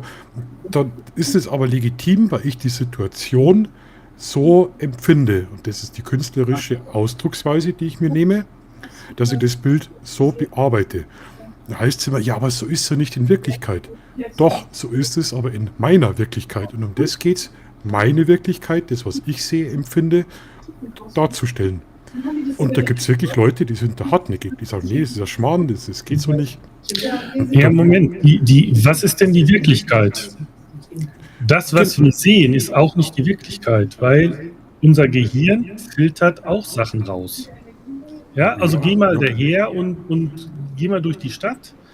Und wenn du jetzt nicht gerade jemand bist, der darauf geprägt ist, auf Müll und solche Geschichten zu achten, dann siehst du den nicht, der ist aber da.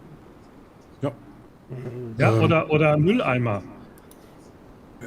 Du nimmst einen Mülleimer nur dann wahr, wenn du sagst, ich habe jetzt hier Müll in der Tasche und ich will den loswerden, sonst siehst du die nicht. Ja, es hat irgendwie, wie der Murat schon gesagt hat, mit Lebenserfahrung zu tun. Wenn man oft einmal, oder wenn man einfach im Leben auch was erlebt hat, ob positiv oder negativ, dann ändert sich auch die Sichtweise. Dann gehe ich dann nicht irgendwie am Pflaster vorbei und da wächst ein schöner Löwenzahn. Mir fällt sowas dann auf. Ich weiß ja, das ist so eine Einstellungssache. Und ich bin auch jemand, der eben auch solche Fotos macht. Ich mache eigentlich nur solche Fotos. Ich werde jetzt kaum quietschbunte Fotos sehen bei mir, weil das einfach nicht meine Art ist. Ich kann das nicht. Also ich zwinge mich manchmal dazu, dass ich sage, verdammt, ich muss jetzt ein bisschen farbenfroher mal werden. Ich verbreite da eine depressive Fotostimmung, das ist ja schrecklich. Aber es ist einfach nicht meins und ich komme da einfach nicht weg. Also bei mir, ich bin ja auch bekannt geworden durch meine sinnlichen Drohnenaufnahmen. Und ich habe jetzt zum Beispiel eine Drohnenaufnahme von dem Fürstenberg hier bei uns in der Region. Ich habe damals einen langjährigen Freund und Arbeitskollegen an Krebs verloren. Und ich habe um 9:30 Uhr am Morgen habe ich die Information bekommen, dass er verstorben ist. Seine Frau hat mich angerufen und hat gesagt, Murat, der Gerold hat es geschafft. Und dann habe ich meine Drohne gepackt, bin im tiefsten Winter von hier ungefähr 20 Minuten Autofahrt, bin auf dem Berg und bin die Drohne geflogen. Bin anschließend nach Hause, habe dieses Video bearbeitet, habe mir in Musik bei Epidemic Sound runtergeladen und habe hochgeladen. Und ich würde jetzt einfach mal auch den Link einfach mal in die Kommentare reinmachen. Und ich behaupte jetzt in diesem Video und in dieser Musik merkt ihr meine Stimmung. Und ich finde, jetzt ohne mich, ich glaube, für mich ist das irgendwie, dieses Gefühl rüberzubringen, diese Trauer rüberzubringen, ja. Auf das sollte man sich vielleicht in seiner Kreativität, in seiner Fotografie, das muss nicht immer Trauer sein, das kann auch Glück sein, nicht falsch verstehen, dass man versucht eben das rüberzubringen, ja. Sich auch mal vielleicht mit Farben beschäftigt, weil Farben lösen ja viel bei uns im Gehirn aus, ja. Welche Stimmung möchte ich denn rüberbringen und alles so dran, sich vielleicht über das Motiv viel mehr eben informiert. Und zum Thema KI will ich halt auch sagen, dass die KI in Zukunft direkt in unseren Fotoapparaten oder in unseren Smartphones ja schon integriert ist. Und ich glaube, dass du genau diese Gefühle eigentlich schon, wie man heute zum Beispiel, ich bin ja aus der IT-Branche, viele meiner Kollegen, die müssen gar nicht mehr programmieren, die geben ein paar Prompts ein und dann kriegen sie von ChatGPT ein fertig geskriptetes Code in jeglicher Programmiersprache. Das heißt eigentlich in Anführungsstrichen, man muss natürlich jetzt vorsichtig sein, müssten die Kollegen gar keine solche Cracks mehr sein. Sie könnten eigentlich, ja, wenn sie so die Grundkenntnisse der Programmierung kennen, können sie sich Codes rauslassen. Und ich glaube, das wird auch so in der Fotografie sein. So traurig es auch ist. Ich glaube, das ist tatsächlich so, Andreas. Ich glaube, trotzdem ist es eine Bereicherung, wenn man es fotografieren kann. Ich würde jedem empfehlen, ich glaube, dieser Spaß, dass man immer noch den Fokus manuell einstellen kann und alles drum und dran und sich da auch auskennt, ja, der wird nie verloren gehen. Aber die junge Generation wird mit im Body schon integrierte KI wirklich fabelhafte Ergebnisse mit nach Hause bringen. Ich glaube, das ist was. Der wird dann zu uns hier sagen, hey, pass mal auf, ich habe das Bild gemacht, meine Bilder sind viel besser als deine. Klar kannst du jetzt hingehen und sagen, jetzt schalte ich dir mal die ganzen Hilfen aus. Kannst es dann noch, er wird es dann zwar nicht können, aber das Ergebnis wird auf jeden Fall genial sein. Ja und nein. Also also zum einen, gehen wir zurück zu deinem Beispiel mit deinem Drohnenvideo oder mit deinem Drohnenflug. Ich meine, das Gleiche kann man ja auch als Bild darstellen und deine Gefühle und so weiter. Das kann die KI halt nicht. Oder du musst halt die Möglichkeit haben, ihr das über den Prompt zu sagen. Das ist der Teil, wo ich Nein sage. Und wo ich Ja sage, wo ich dann komplett bei dir bin, sind wieder unsere lieben Freunde mit Out of Cam. Ja.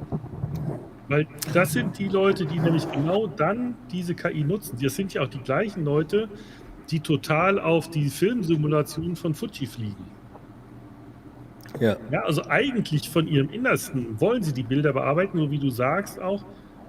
Nur sie haben die Zeit nicht, sie können es nicht oder so, aber auf jeden Fall, sie möchten aus verschiedensten Gründen einfach sich nicht vor ein Bildbearbeitungsprogramm setzen. Egal warum. Gibt es unterschiedlichste Gründe und deshalb hypen sie das Out of Cam so. Und genau für diese Leute wird die KI dann in den Kameras das machen, so wie es ja heutzutage in den Handys ja auch passiert. Ja. Und dann wird es auf der anderen Seite die Leute geben, wie uns, die sagen, für mich ist das eigentlich der Prozess der Bildentstehung ist das Wichtige. Ja. Das Bild hinterher gehört dann dazu, aber selbst wenn das Bild nichts geworden ist, so what? Ich habe eine schöne Stunde gehabt mit der Kamera. Ja. Entschuldigung, jetzt möchte ich dich bloß bitten, Murat, dass du mir nach dem Stream den Link schickst von dem Video. Dann würde ich den gern unten mit dazu packen, dass die Leute dann das Video anschauen können. Kann ich gerne machen, ja. Wäre voll cool. Genau. Ja, genau, du kannst ja gar keinen Link schicken, weil das ist ja blockiert. Wenn, dann musst du hier in den privaten Chat den Link schicken oder irgendwie das... Die ganze Software nervt mich, ganz ehrlich. Ja, oder du musst mir das über Instagram oder irgendwas anders schicken. Genau. Also hier, wir haben noch hier einen Chat. Wenn du hier in der Software, in den Chat das reinschreibst, dann kann Markus das posten. Ja, warte mal. Weil der Chat Bei mir ist hier es ist auch wieder abgekackt bei mir. Also ich bin da überhaupt nicht zufrieden mit der Software. Überhaupt nicht. Ganz schrecklich. Okay, ich guck gerade. Müssen wir mal was eigenes programmieren. Eigene Streaming-Software. Schreibt mal Hallo, das müsst ihr ja dann sehen. Ich sehe es gerade, ja. Ich hab's schon. Also, hast du, genau. Habe ich aber den Chat extra noch auf dem zweiten Rechner laufen? Nee, weil, nee, wie nee, gesagt, das ist der Chat von uns. Hier Der in dem, interne, weißt du, in der Newsstream. Software. In der Im Newsstream, Software. in der Software hast du auch einen Chat. Der ist rechts unten. So ein ganz kleiner Icon rechts unten im Eck. Ah ja. Und da musst du jetzt den rauskopieren, weil Murat kann in dem Chat keinen Link veröffentlichen. Das ist eine Sicherheitsfunktion von YouTube. Ja. Wie gesagt, bei mir ist der Chat leider auch abgekackt. Ich probiere es einmal. Ob ich es rüberkriege. Ansonsten hau ihn drunter unter die Description. Auf jeden Fall kann man das ja. Never touch a running system, ja? Ja. Never change. Ja, Aber alles genau. gut. Nee. Ich pack den dann unter die Videobeschreibung drunter. Weil ich habe da schon heimlich auf deinem Kanal gespickt, Murat. Ja, also ich bin früher, ich habe ja da hinten jetzt auch auf dem Tisch, siehst du das? Da will ich morgen mit meinem Sohn FPV fliegen. Oh, Und nochmal nebendran habe ich die Neo. Die Neo würde ich. Aber wir fahren morgen erstmal nach Freiburg zum Shasha Vlogt. okay. Der hat uns eingeladen zum Grillen und irgendwie Kastenwagenvorstellung. Ich mache ja viel mit Camping und so. Da haben wir gesagt, tun wir das miteinander verbinden. Dann gehen wir morgen nach Freiburg. 1,5 Stunden Fahrt. ah ja, das geht, gell? Und am Montag wieder ist der Jahresurlaub rum. Ja. Jetzt muss ich euch aber was zeigen. Jetzt passt auf. Finde ich nämlich voll cool. 2 Sachen. Und zwar hat der Sascha, der Presser Sascha von Naked Eye Travel, Naked Travel, ein Paket geschickt mit einem richtig coolen Brief. Den wollte ich extra jetzt im Livestream noch vorstellen. Total cool. Der Naked Man. Und zwar hat man der einen Griff ausgedruckt. Richtig mit DJI-Logo drauf, also richtig fake. Und da kann ich jetzt, weil jetzt bald so Interview-Sachen anstehen bei mir, kann ich genau da oben das Mikrofon draufstecken. Passt perfekt. Und habe eine richtig coole Halterung. Ja. Das habe ich brutal gefreut. Wahnsinn, ne? Ja, schön. Das war innerhalb von ein paar Tagen, war das da. Ja, das hat ihr doch letzten Samstag, hat ihr das doch gezeigt, oder? Irgendwie. Ja, genau. Genau. Und jetzt muss ich euch noch was zeigen. Da freue ich mich brutal. Also das hat meinen Tag gerettet. Ich hoffe, ihr könnt euch auch freuen für mich. Und zwar ist da ein Paket aus England gekommen. Ich mache jetzt einfach mal auf. Passt auf. Mal auf Zeiten schieben hier.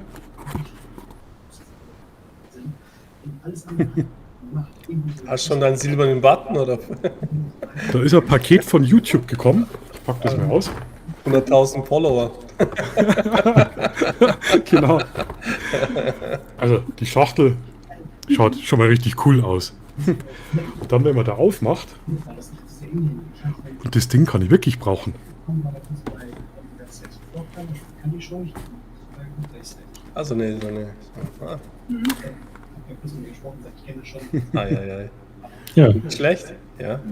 Also richtig cool. Und das ist wirklich so, wenn du es mit mehreren Kameras aufnimmst, habe ich immer das Problem gehabt mit dem Ton. Gell? Da bin ich immer da gestanden, habe immer geklatscht. Und das hat nie so richtig funktioniert. Ich habe immer gedacht, so eine Filmklappe bräuchtest. Ja. Also richtig Toll, ja. richtig cool. Also ich habe mich da wirklich gefreut mit so einem... Eine Zeit lang hat der Frank vom YouTube-Kanal Frank Vlogs, Ja, er hat irgendwie da auch ein Dutzend von den Klappen da gehabt und hat da immer Verlosungen gemacht und der zweite und dritte Preis war immer so eine Klappe. Ja. Okay, ja cool. Ja. und dann haben sie schon da ein paar Jahre her. so eine tolle Karte dazu geschrieben. Und da steht wirklich drauf, so bla bla bla, wir bedanken uns für deine Kreativität und so weiter und so fort. War aber ein schöner Tag. Ja, ist aber gut. Ich habe jetzt zwar schon von denen noch nie was gekriegt. Von YouTube. Ja, gut, außer jetzt alle 2 Monate mal eine kleine Summe. Aber ansonsten, Okay. Ach, das hat mich sowas von gefreut, Wahnsinn. Was ist ja doch so eine kleine Anerkennung. Oft ist ja YouTube ein bisschen, ja, manchmal frustriert es einfach, und es steckt da Arbeit drin. Und dann überlegst du, hat das wirklich alles Sinn, die ganze Zeit und das Geld. Und dann kommt von YouTube einfach mal so ein kleines Dankeschön und das finde ich eigentlich total super. es ist halt bei YouTube als Hobby-Creator, so wie wir es halt hier sind. Andreas, du hast auch einen YouTube-Kanal? Ja, Okay. warte, kann ich dir mal eben unten reinschreiben. Kann ich mir mal reinschreiben, genau. Auf jeden Fall denke ich mir mal, der Pierre Team der sagt immer das Schöne, er stellt sich das immer so als kleinen Verein vor. Seine Community mit 2100 Abonnenten, wenn wir miteinander reden, und er sagt immer, er findet es immer so toll, wenn da auch jetzt nur 20, 30 Leute auf seine Videos reagieren, sind es 20, 30 Leute, die sich für die Zeit nehmen, sich eben auch für das Video interessieren und sich auch mit ihm austauschen. Wenn man, sage ich mal, so bodenständige Erwartungen hat, dann, ja, es ist ja immer so eine Sache. Ist nicht immer toll, wenn man viel Aufmerksamkeit bekommt. Das hat nicht nur positive Seiten. Man stellt sich ja dann auch dann unter Druck. Also ich bin auf jeden Fall so, dann willst du ja beim nächsten Mal immer besser werden und möchtest das Interesse der Zuschauer und dann ist es ja schon wieder Leistung. Ja, genau. Und ich habe ja schon einen Job, wo ich 40, 50 Stunden in Woche Leistung bringen muss. Und mein Hobby sollte mich ja entlasten, aber jetzt stellt sich dann auch wieder unter Druck und ich weiß nicht, ob das dann gesund ist. Ja gut, für mich ist das Thema halt, weil ich jetzt irgendwie bei 426 oder so, das heißt, ich möchte halt irgendwo diese 500, irgendwo würde ich halt gerne dieses Jahr noch erreichen und irgendwann auch mal über die 1000 kommen, aber wobei ich sage, realistisch ist die 1000 für mich nicht mehr. Ach, das schaffst du locker, Andreas. Nee, ich bin seit 1,5 Jahren dabei und es geht gar nicht mehr voran, also das ist mit Ja, Fotos, also oder ich müsste wirklich täglich irgendwelche Shorts bringen, aber Shorts mag ich einfach nicht, weil das ist inhaltslose Kurzsachen. Ja, damit kriegst du vielleicht Follower, aber kein Content, der wirklich geguckt wird und so weiter. Das ist einfach nur so eine Aufmerksamkeitsblase. Mehr sind Shorts nicht. Ja. Also ich denke tatsächlich, dass 1000 machbar sind, weil ich habe dir jetzt ein Abo dagelassen, ich schaue mir mal Videos an. Ich habe dich eben auch schon abonniert, also von daher. Also wenn ich irgendwelche Verbesserungsvorschläge habe oder irgendwie was, dann schreibe ich dir natürlich offen und ehrlich. Ja, genau. Ich muss auch sagen, dass ich in der letzten Zeit auch meine Videos, es hört sich jetzt blöd an, aber ich skripte sie. Ich tue mich richtig, also ich habe das die letzten 3 Videos habe ich angefangen, mich zu bemühen. Jetzt geht es wieder in Richtung, weil ich selber und es funktioniert. Wenn ihr meine letzten 3 Videos anschaut, wie viele Aufrufe ich da habe, es funktioniert. Wenn man sich Zeit nimmt für Videoschnitt, wenn man sich für den Aufbau, für die Struktur Zeit nimmt, auch gewisse Interessenthemen, ja, ich nehme auch die KI zur Hilfe, gerade in den Bereichen zum Beispiel, gerade im Camper-Bereich, was sind die Interessengebiete, Fotografie. Wenn ich jetzt zum Beispiel ein Objektiv vorstellen möchte, frage ich erstmal die KI, wie würdest du jetzt eine Storyline aufbauen zu dem und dem Objektiv? Wissenswertes, technische, weil ich kenne mich ja nicht ich bin ein Technikfan, ich kenne mich ja gut aus, aber es gibt ja auch ein paar Dinge, die ich vielleicht nicht weiß und die KI spuckt es dir relativ schnell aus, dann vergisst du auch keine Punkte, weil vielmal ist es ja so, dass es dann sehr unprofessionell rüberkommt, wenn du jetzt irgendwas über dein Objektiv sagst und du vergisst vielleicht eine wichtige Sache, was das Objektiv nicht so gut kann oder sehr gut kann.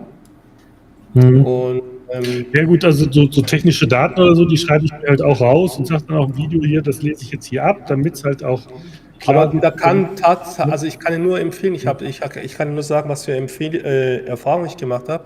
Ich mache das alles mittlerweile über ChatGPT. Ich sage, hey, pass mal auf, schreib mir die ganzen technischen Daten von dem Teil aus. Das macht er auch wirklich super, da brauchst du gar nicht auf Google oder so gehen. Und dann eben auch sagt er dir, eben die negativen Punkte kannst nachfragen, die positiven Und dann kannst du sagen, und schreib mir das jetzt bitte auch in einer Storyline als PDF auf. Und dann drucke ich das aus und hast du als PDF, dann liest du 1-2 Mal durch. Danach mache ich mein Video trotzdem frei. Aber ich habe eine Struktur. Ich weiß ungefähr, okay, Aufbau, hier auch die Gründe, warum kaufst du dir dieses Objektiv, was hast du damit vor, was hast du für Pläne, weil es ist ja kein Bauchgefühl, man überlegt sich ja, bevor man sich ein Objektiv kauft, das hat ja meistens einen Grund. Ja, und dann halt wirklich auch, nehme ich mir auch Zeit für die Kameraaufnahmen. Was ich zum Beispiel immer den Kollegen sage, du sitzt jetzt am Schreibtisch, und du hältst 30 Minuten, ich übertreibe es, ich kenne ja deine Videos nicht, Andreas, ich will nur, und ich kenne ja da einige, die das genauso machen, dann sitzen sie 30 Minuten an ihrem Schreibtisch und führen einen Monolog. Und dann erwarten sie eigentlich von ihrer Community mit 2.000 oder 3.000 Abonnenten, dass die Leute tatsächlich 30 Minuten dieses Gelabere anhören. Auch wenn es sehr informativ ist. Wir sind hier wirklich, unsere Konzentrationsspanne ist ja nicht so extrem. Wir brauchen Abwechslung, also bewegte Bilder. Das heißt, in dem Moment, wo du über was redest, zeige es auch parallel. Also so, jetzt muss ich mal darf ich ganz kurz reingrätschen, Murat? Und zwar wegen die 1000 Abonnenten. Also ich zeige jetzt den Kanal vom Andreas Pottmer hier. Also ich hatte meinen Kanalnamen jetzt auch mal unten in die Namenspalte reingeschrieben. Also ich verlinke euch den natürlich auch. Also das ist der Andreas Pott, sein YouTube-Kanal. 427 Abonnenten und 90 Videos. Also schon eine ganze Hausnummer. Also wenn ihr da Interesse habt, schaut mal drauf. Der Andreas ist sehr technikbegeistert. Also der kennt sich mit Technik wirklich aus. Eine Bildbearbeitung. Da habe ich von dir sogar schon einen Privatkurs mal bekommen, das weiß ich noch. Bloß haben wir leider nicht alles gemerkt. Also wenn ihr da Bock habt, auch Modelfotografie und so weiter, schaut das meiste ist halt Modelfotografie, dass ich halt wirklich Leute mitnehme, zu sagen, okay, ja, zeige, wie läuft so ein Shooting einfach ab, wie ist die Kommunikation dann da drin teilweise und was passiert dann da, dass ich das einfach so meistest zeige. Und dann ist in der Regel so, dass ich halt mal einen kürzeren oder längeren Schnipsel halt von dem Shooting einfach zeige und dann das Bild, was daraus entstanden ist. Das ist so das, was ich bei den Shootings in der Regel mache. Also wie gesagt, wenn ihr Bock habt, schaut vorbei, wenn was dabei ist, haut ein Abo raus, weil ich denke, die 1000 Abonnenten, Andreas, die dürften eigentlich kein Problem sein bei so vielen Videos und vor allem auch gute Videos. Ich glaube, ist ein bisschen ein unterschätzter Kanal. Also wenn ihr Bock habt. So, das wollte loswerden. Entschuldigung, Murat. Voll reingekrätscht. Mit der Technik bin ich also komplett bei dir. Also ich habe zum Beispiel zu dem Tamron 35-115 Video gemacht. Und da bin ich vorher auch hergegangen, habe mir eine PowerPoint erzeugt, wo ich sauber runtergeschrieben habe, zu sagen, okay, was waren meine Beweggründe, warum habe ich das geschauft, was war meine Erwartung, was wollte ich damit ich genau so eine saubere Struktur habe, was will ich erzählen. Und habe auch im Video gesagt, zu sagen, hier, ich habe das hier mir wichtige Punkte aufgeschrieben, deshalb gucke ich immer wieder nach unten und habe mir die dann immer wieder so, dass ich die mir auch mit dabei angeguckt habe. Okay. Aber habe ich auch ganz offen gesagt, ich meine, ist ja nichts bei, ganz im Gegenteil, ist eher, man vergisst nichts Wichtiges, kann ja ruhig jeder wissen. Ne? Also ich finde es legitim, also ich habe immer wieder Diskussionen mit Freunden, die auch YouTube machen. Was, du machst dir da so viel Mühe, und ich war schon immer irgendjemand, wenn ich halt was mache, mache ich es richtig. Ne? Genau. Also Fußball habe ich halt 5-mal trainieren gegangen, Kampfsport bin ich halt auch 5-mal trainieren gegangen. Bei mir gab es halt nie sowas, wo ich dir gesagt habe, ich mache das halt mal so. Aber es muss halt trotzdem Spaß machen. Wenn ich halt das Gefühl habe, es wirkt sich auf mich stressig, zum Beispiel mittlerweile mache ich auch wirklich nur noch ein Video in der Woche, wenn überhaupt. Manchmal mache ich alle 2 Wochen ein Video, weil ich mich da einfach nicht stressen möchte, dass ich da mich unter Druck setze und sage, ich liefere jetzt jede Woche mit 2 Videos. Das würde ich gar nicht mehr hinkriegen. Also das ist immer zu stressig. Das ist einfach nicht mehr möglich. Also ich mache kontinuierlich ein Video die Woche und genau. Mehr schaffe ich nicht. Und deshalb sage ich auch, also ich denke, ich könnte mehr Abonnenten generieren, wenn ich wirklich jeden Tag noch einen Short dabei machen würde. Aber wie gesagt, ich finde das, selber stehe ich hinter dem Format nicht. Ja, Ja, und dann machst du es halt nicht gerne und ich habe auch die Zeit nicht wirklich, dass ich sage. Versuch mal aus deinen Videos Shorts zu generieren. Aus deinen aufgenommenen Videos. Dann ist zwar der Aufwand immer noch da, sag ich mal eine halbe Stunde oder so, sage ich jetzt mal, je nachdem wie professionell oder wie gut du das haben möchtest. Und dann ist eigentlich, machen sehr viele auch, sage ich mal, reichweitenstärkere YouTube-Kanäle in Deutschland machen das so und das bringt was. Also einfach so sage ich mal, 2, 3 Highlights aus deinem Video rausnimmst und die irgendwie zusammenschneidest am besten und dann mach daraus eine halbe Minute Video und ja, dann kannst du vielleicht in die Kommentare noch schreiben, für ein ganzes Video direkt auf meinem YouTube-Kanal oder so. Kann ich dir nur empfehlen, machen auch die ganzen... Also ich hatte am Anfang mal rein, aber Weil die Shorts haben wesentlich mehr Aufrufe. Da kann es sein, dass so ein Short gleich ein paar tausend Aufrufe hat. Und dann wirst du natürlich weitergeleitet auf das Hauptvideo und dann hast du den Zuschauer schon mal auf deinem Kanal. Also das heißt jetzt nicht, wenn das Short 5000 Aufrufe hat, dass 5000 Abonnenten werden, aber wenn hin und wieder mal einer hängen bleibt, ist es durchaus. Andere, meine Streams sind immer alle ohne Werbung, weil ich das einfach hasse, im Livestream Werbung zu schalten. Wenn der Stream aufgezeichnet ist, danach kommt Werbung, aber grundsätzlich finde ich Streams mit Werbeunterbrechung unmöglich. Achso, und um auf das Thema zurückzukommen, Murat, wegen den Videos. Ich habe jetzt auch das Riesenproblem. Ich habe ein Video gemacht und das ist relativ erfolgreich gewesen, wo ich eigentlich ziemlich dumm geschaut habe. Das Problem ist bloß, das Video ist Teil 1 und ich habe den Leuten versprochen, es folgt Teil 2. Aber momentan fehlt mir die Motivation dazu und die Zeit, da taucht jetzt genauso ein Druck bei mir auf, wo ich jeden Tag nachdenke, verdammt, ich muss das jetzt machen, ich muss das machen. Aber es passt momentan überhaupt nicht so in den Zeitplan und ja, du musst einfach Bock haben auf das Video. Und wenn du jetzt so keinen Bock hast, ich glaube, die Zuschauer erkennen das, oder? Ich finde so Videos immer so schrecklich, weißt du, so Anmoderation, hallo, ich bin heute hier, habe diese Kamera dabei, ich werde dieses Motiv fotografieren. Klack, klack, klack, paar B-Rolls. Danke, dass ihr dabei wart. Und dann zeige ich die Fotos und das war's. Da kann ich auch 2 Videos in der Woche machen. Verstehst du? Aber ich muss einfach Bock drauf haben. Also ich habe jetzt längere Zeit einen YouTuber angeschaut, der hat eine enorm große Reichweite. Ein deutscher YouTuber, der macht viel mit Campen. Den Namen sage ich jetzt nicht. Den gucke ich schon seit 1, 2 Jahren und der schafft es tatsächlich, glaube ich, täglich Videos zu machen. Der Andreas aus Rheinau, der weiß, glaube ich, wen ich meine. Und irgendwann mal habe ich einfach gemerkt, er macht sehr viel Voiceover. Also er redet zwar auch, er vloggt und macht auch sehr viel Voiceover. Und irgendwann mal konnte ich nicht mehr zuhören. Der hat das immer so runtergeblabbert. Und da war ich halt irgendwann mal ehrlich und habe gesagt, du, ich habe das Gefühl, es ist jetzt wirklich nur noch Arbeit für dich. Gönn dir doch mal 2, 3 Wochen eine Pause. Und dann habe ich einen bösen Text zurückbekommen, dass man auch nicht jeden Tag gut gelaunt sein kann und so. Dann habe ich gesagt, sorry, ich verfolge das aber jetzt nicht nur seit 1 oder 2 Tagen, sondern ich verfolge das jetzt schon seit Wochen. Ich merke richtig man merkt, es kommt rüber, dass eigentlich ist ja auch klar, also ganz ehrlich, jeden Tag ein Video. Also es ist ja schon, und das seit Jahren.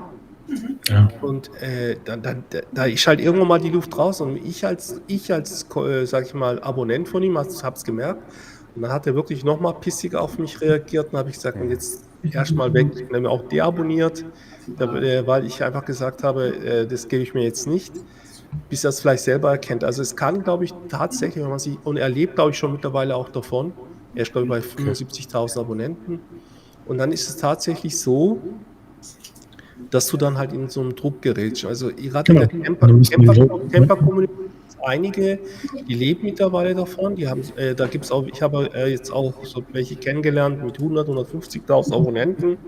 Und dann redest du mit diesen Leuten, die reden über nichts anderes mehr.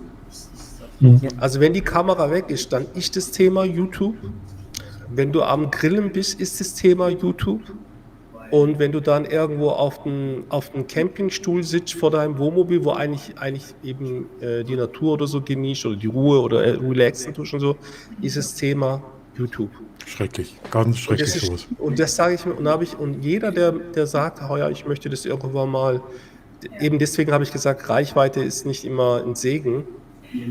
Man hat auch mitbekommen, zum Beispiel, da war einer, ich weiß gar nicht, der Kanalname spielt auch keine Rolle, der hat zum Beispiel sehr viel E-Bike-Touren gemacht, auch ein junger Kerl, so um die 30. Und dann hat er mal auch in der Natur übernachtet und so, und sein Kanal ist explodiert, 20.000, 30.000 Abonnenten. Und er ist auch sehr unterhaltsam, er macht es echt gut und so. Jetzt hat er eine riesen Anzeige bekommen, weil man identifiziert hat, der ist mit dem Fahrrad vom Weg abgekommen, ist wirklich ein Stück über Wald gefahren, darf er nicht. Das haben sie identifiziert, wo das ist, sie haben es rausbekommen. Und dann ist er auch in diesem Wald eine Drohne geflogen, ein harmloser Flug, Naturschutzgebiet, 10.000 Euro Strafe. Ja, und der hat jetzt um die 30.000, 40.000 Abonnenten, und das sind nicht alle Fans. Ja. Genau. Das sind der Neidhammel. Das sind der Neidhammel, Ja, und die dann schauen, sagt die mir- suchen danach. Dann sage ich mir, Reichweite kann auch eine Plage sein. Ja, definitiv. Und dann heißt es, du musst dich jedes Mal, also überleg mal, du musst dich jedes Mal im Vorfeld absichern. Darf ich hier fotografieren? Bin ich hier auf dem richtigen Wanderweg? Bin ich irgendwie abgekommen? Und Drohne, wenn du eine Drohne einsetzen solltest, dann musst du es wahrscheinlich schriftlich dir irgendwo herholen, damit du es dann auch abheften. Ja. Und dann schicken sie dir höchstwahrscheinlich auch das Finanzamt regelmäßig auf den Hals. Also schön alles, was du zugesendet bekommst, schon von K&F-Konzept oder was weiß ich, alles schön abheften, alles schön eben, damit du der Steuer auch wir reden jetzt immer noch über ein Hobby, Leute. Macht es dann noch Spaß? Also ich sage immer, diese gesunde Größe, 2.000, 3.000, 4.000 Abonnenten, und du hast jedes Mal 100, 150 Likes und die Leute kommunizieren mit dir, das ist die schönste Größe. Genau. Du musst nicht aufpassen, du musst dich nicht großartig rechtfertigen. Du kennst die Leute irgendwie noch, es ist familiärer, privater. Du musst da keine Gedanken machen, dass du liefern musst. Und du machst dir da oder nicht großartig Gedanken, dass da jemand ans Bein pinkeln möchte. Und du kannst da Videos machen, sage ich mal, die jetzt rechtlich vielleicht nicht immer ganz in Ordnung sind, also gerade so Copyright-Sachen. Ich glaube, wenn ich jetzt ein Video machen würde und würde den Pariser Eiffelturm nachts fotografieren, ich glaube, keiner aus meiner Community wird mich da anzeigen. Wenn du eine bestimmte Größe hast, ja, dann hast du wieder das Problem. Also ich glaube, da bist du ziemlich eingeschränkt. Deswegen glaube ich auch so 2.000, 3.000, 4.000, 5.000 ist einfach nur schönes YouTube. Definitiv, ja. Ja. Wenn du jetzt irgendwo eine Drohne fliegst oder so, schaue ich mir das Ergebnis an. Klar, wenn ich jetzt merken würde, du fliegst in der Nähe vom Flughafen oder so, würde ich dich persönlich anschreiben, Markus. Ja. Aber jetzt sagen wir mal, du fliegst über Stock und Stein, ja. Wir reden jetzt mal, da checke ich das nicht ab. Also ich sage dann immer, oh, das Ergebnis ist gut, er hat eine gute Musik drunter gelegt, super Landschaft, mega abgehakt für mich jetzt, ja. Aber wenn du natürlich dann halt wirklich irgendwann mal diese 4.000, 5.000, 6.000 Abonnenten hast, dann hast du vielleicht einen Beamten darunter, der genau deswegen auf deinen Kanal kommt und schaut, und dann werden halt ein paar Eckbilder gemacht und dann wird das verglichen oder mit Google. Mittlerweile findet ja Google relativ schnell, wo es gemacht ist, ne? Und dann hast du tatsächlich vielleicht ein Problem durch die Reichweite. Ich kann mich ja nur an so einen kleinen Shitstorm mit dem Daniel damals erinnern, mit Daniel Nietzsche mit den Drohnenaufnahmen an dem Schloss, gell? Kannst du dich erinnern? Da war mal, auch schon mal was, ja. Genau. Das sind dann solche Sachen, wo ich sage, mein Gott, das gibt's so nicht.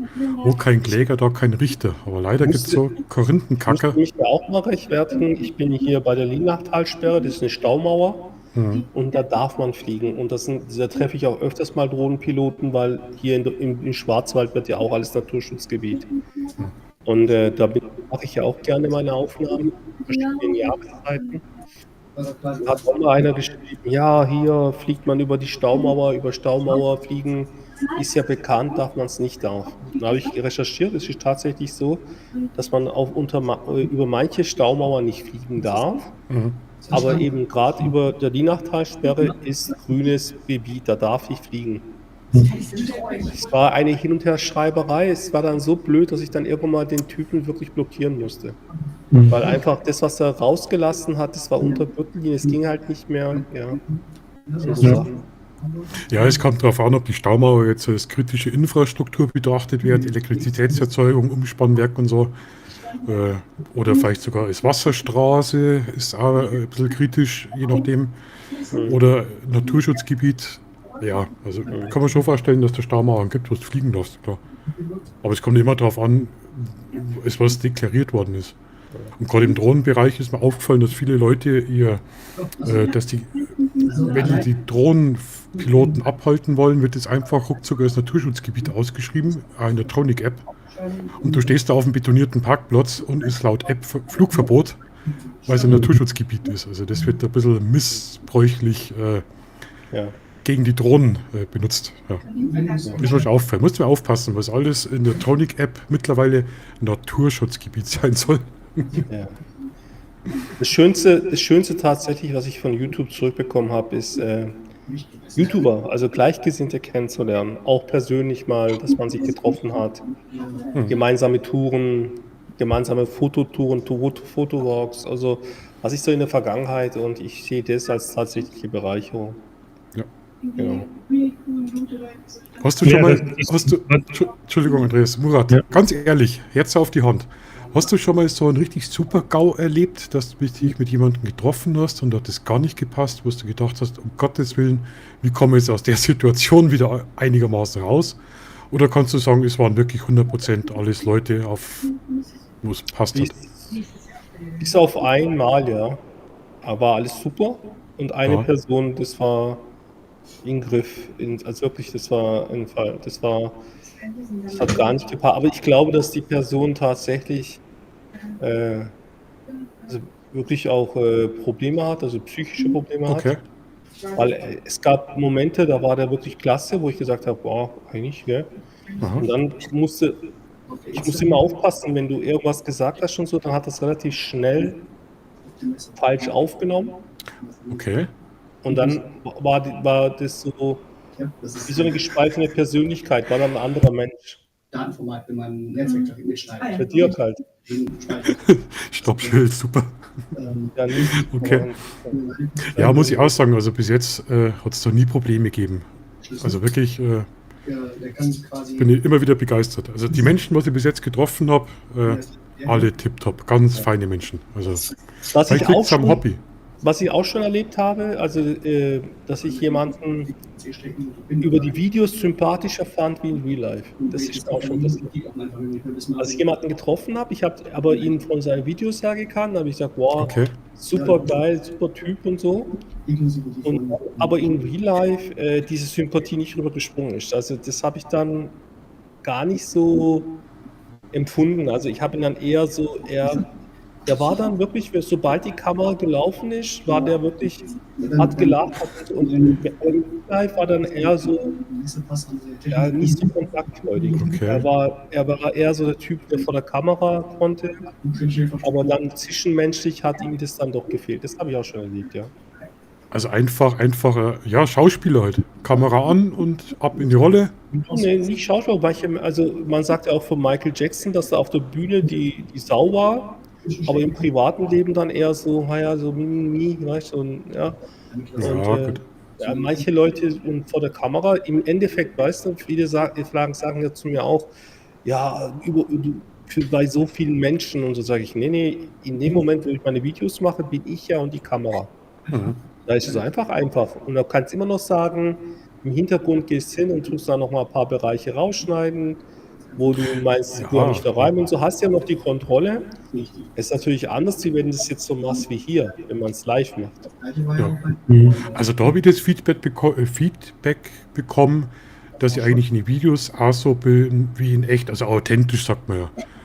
Und das fällt mir manchmal in den Videos auch auf, was ich manchmal fluch, was ich wirklich rausschneiden muss dann. Also ich bin ja in Wirklichkeit so ein Chaot. Ich glaube, der Sascha, der hatte ich ja mal persönlich kennengelernt, gell? Der Nackedei, ja.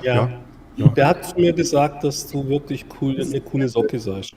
Weil wir haben uns auch zweimal getroffen oder 2-3 Mal schon getroffen. Genau, weiß ich, ja.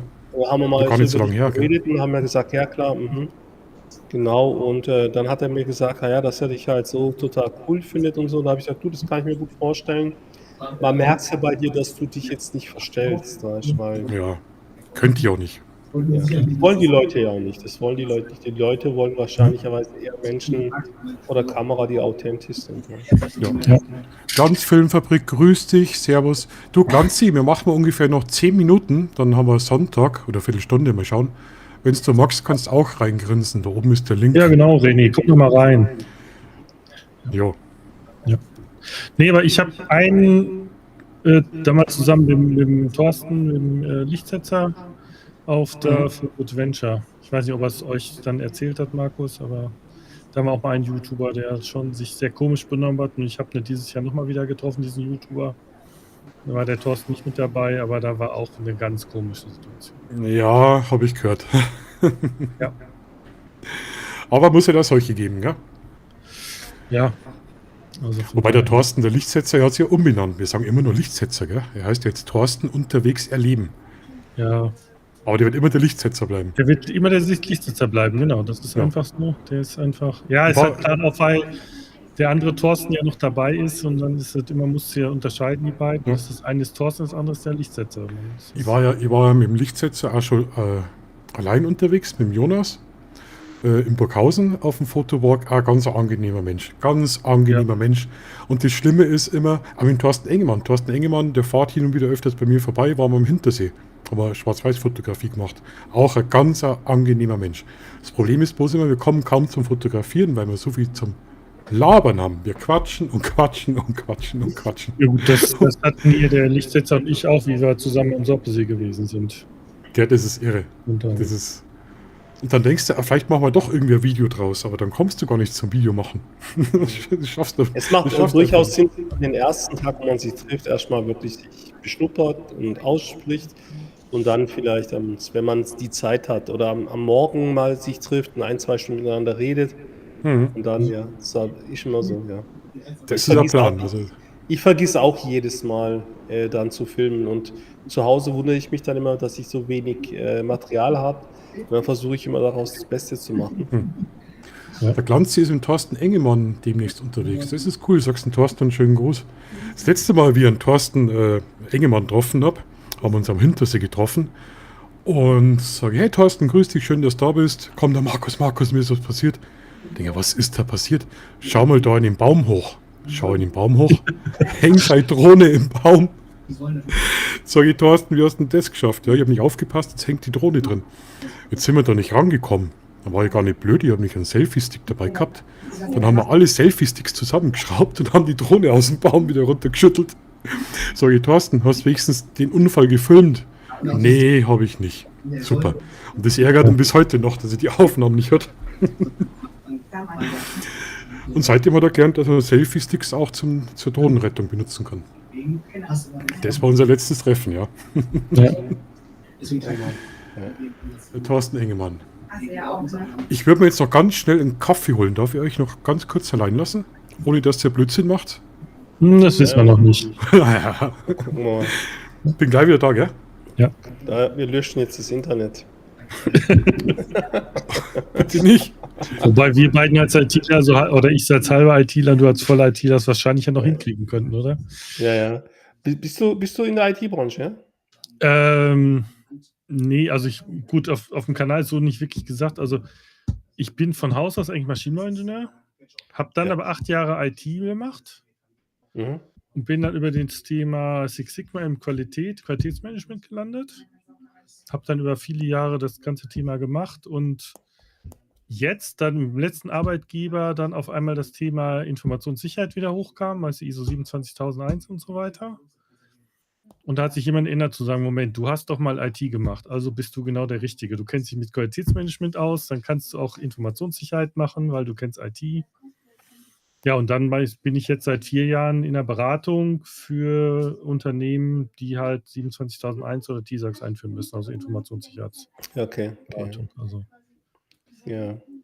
aktiv an der Stelle nicht, aber diesen ganzen Managementsystemen, die mit IT oder Informationssicherheit zu tun haben, da bin ich unterwegs. Wie alt bist du dann? Ich bin 56. Okay, ist mir fast, ich gehe auf die 54, also Ja. 2, 3 Jahre Unterschied, ja. Ja, kenne ich alles bei uns, ja, kenne ich auch. Ja. Die Qualitätsmanagement-Leute. Ja. Genau. Ja, bin halt in dem Managementsystem jetzt seit vielen Jahren unterwegs. Und das, aber nochmal zu dem Thema mit Pavel Kaplun. Also ich kann es dir schon empfehlen, wobei ich denke, gerade wenn du schon viele Walks gemacht hast, dass du diese Walks, also eben die Städtetouren oder so, dass das, außer wenn du sagst, ich möchte, dass mir jemand mal diese Stadt zeigt, dann könnte was sein, oder sonst denke ich, sind die nichts für dich. Aber diese anderen Kurse, die sie dann da geben, wo sie sagen, hier erkläre ich mal Farbharmonien oder dieses oder jenes. Also guck einfach durch, welches Thema dich interessiert. Im Zweifel vielleicht, wenn du unsicher bist, sie anzuschreiben, zu sagen, wie geht der Schwerpunkt, wo konzentriert ihr euch das? Weil die kann ich dir schon empfehlen. Die sind ja auch nicht so teuer. Ja, die sind okay, ja. Genau, die sind halt online, die werden aufgezeichnet und du hast hinterher die Aufzeichnung, die du dir halt runterladen kannst und immer wieder angucken kannst. Also das kann ich dir wirklich empfehlen. Ich habe da einige. Also bei mir ist tatsächlich so, dass ich eben schon 2007, 2008, 2009 von der Firma Video to Brain damals mir Kursvideos gekauft habe. Und das war damals ja schon der Pavel Kaplun. Wie man mit Photoshop umgeht, Lightroom, eben auch wirklich Kompositionen, Bilderkompositionen und alles drum und dran. Das hat mich schon immer sehr fasziniert und ich habe mir damals war 40, 50 Euro pro CD. Ich glaube, ich habe irgendwann mal 20, 30 Videokurse mir angeschaut gehabt und habe dann auch wirklich die Tutorials damals mit meiner nicht gekauften Photoshop-Version immer nachgemacht und so, ne? Und habe das dann mir dann selber beigebracht. Und es hat mich immer so fasziniert gehabt und dann eben auch durch den YouTube-Kanal, weißt, ist es ja so, die Sympathie muss auch stimmen. Und ich muss auch ehrlich sagen, ich weiß, ich mache mir damit keine Freunde, aber ist mir auch egal. Wenn jemand halt 10.000 oder 15.000 Abonnenten hat auf YouTube, ja, und dann halt seit 2, 3 Jahren fotografiert und Kurse anbietet für 600 Euro.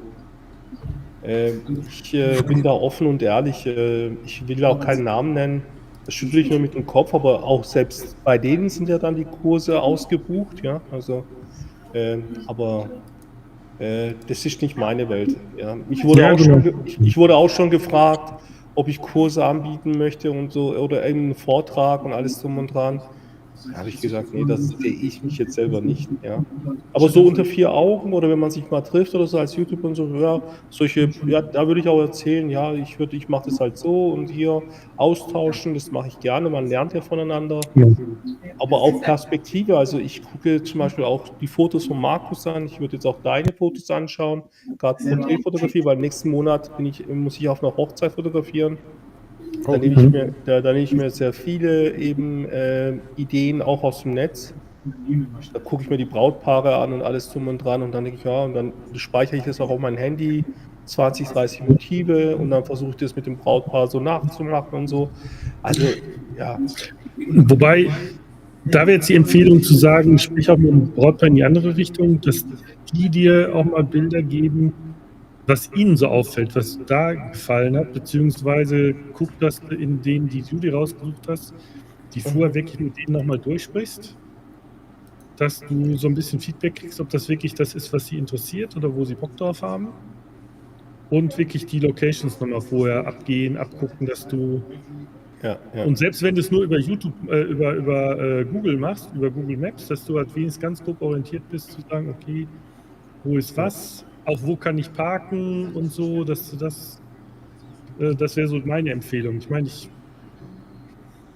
Hochzeit mache ich auch nicht wirklich, habe vor Jahren das mal gemacht, aber ich habe eigentlich die letzten 10 Jahre gar keine. Also für mich ist immer so, ich habe immer so einen Anspruch an mich selber und ich muss immer aufpassen, dass es dann nicht stressig wird, weil ich will dann abliefern.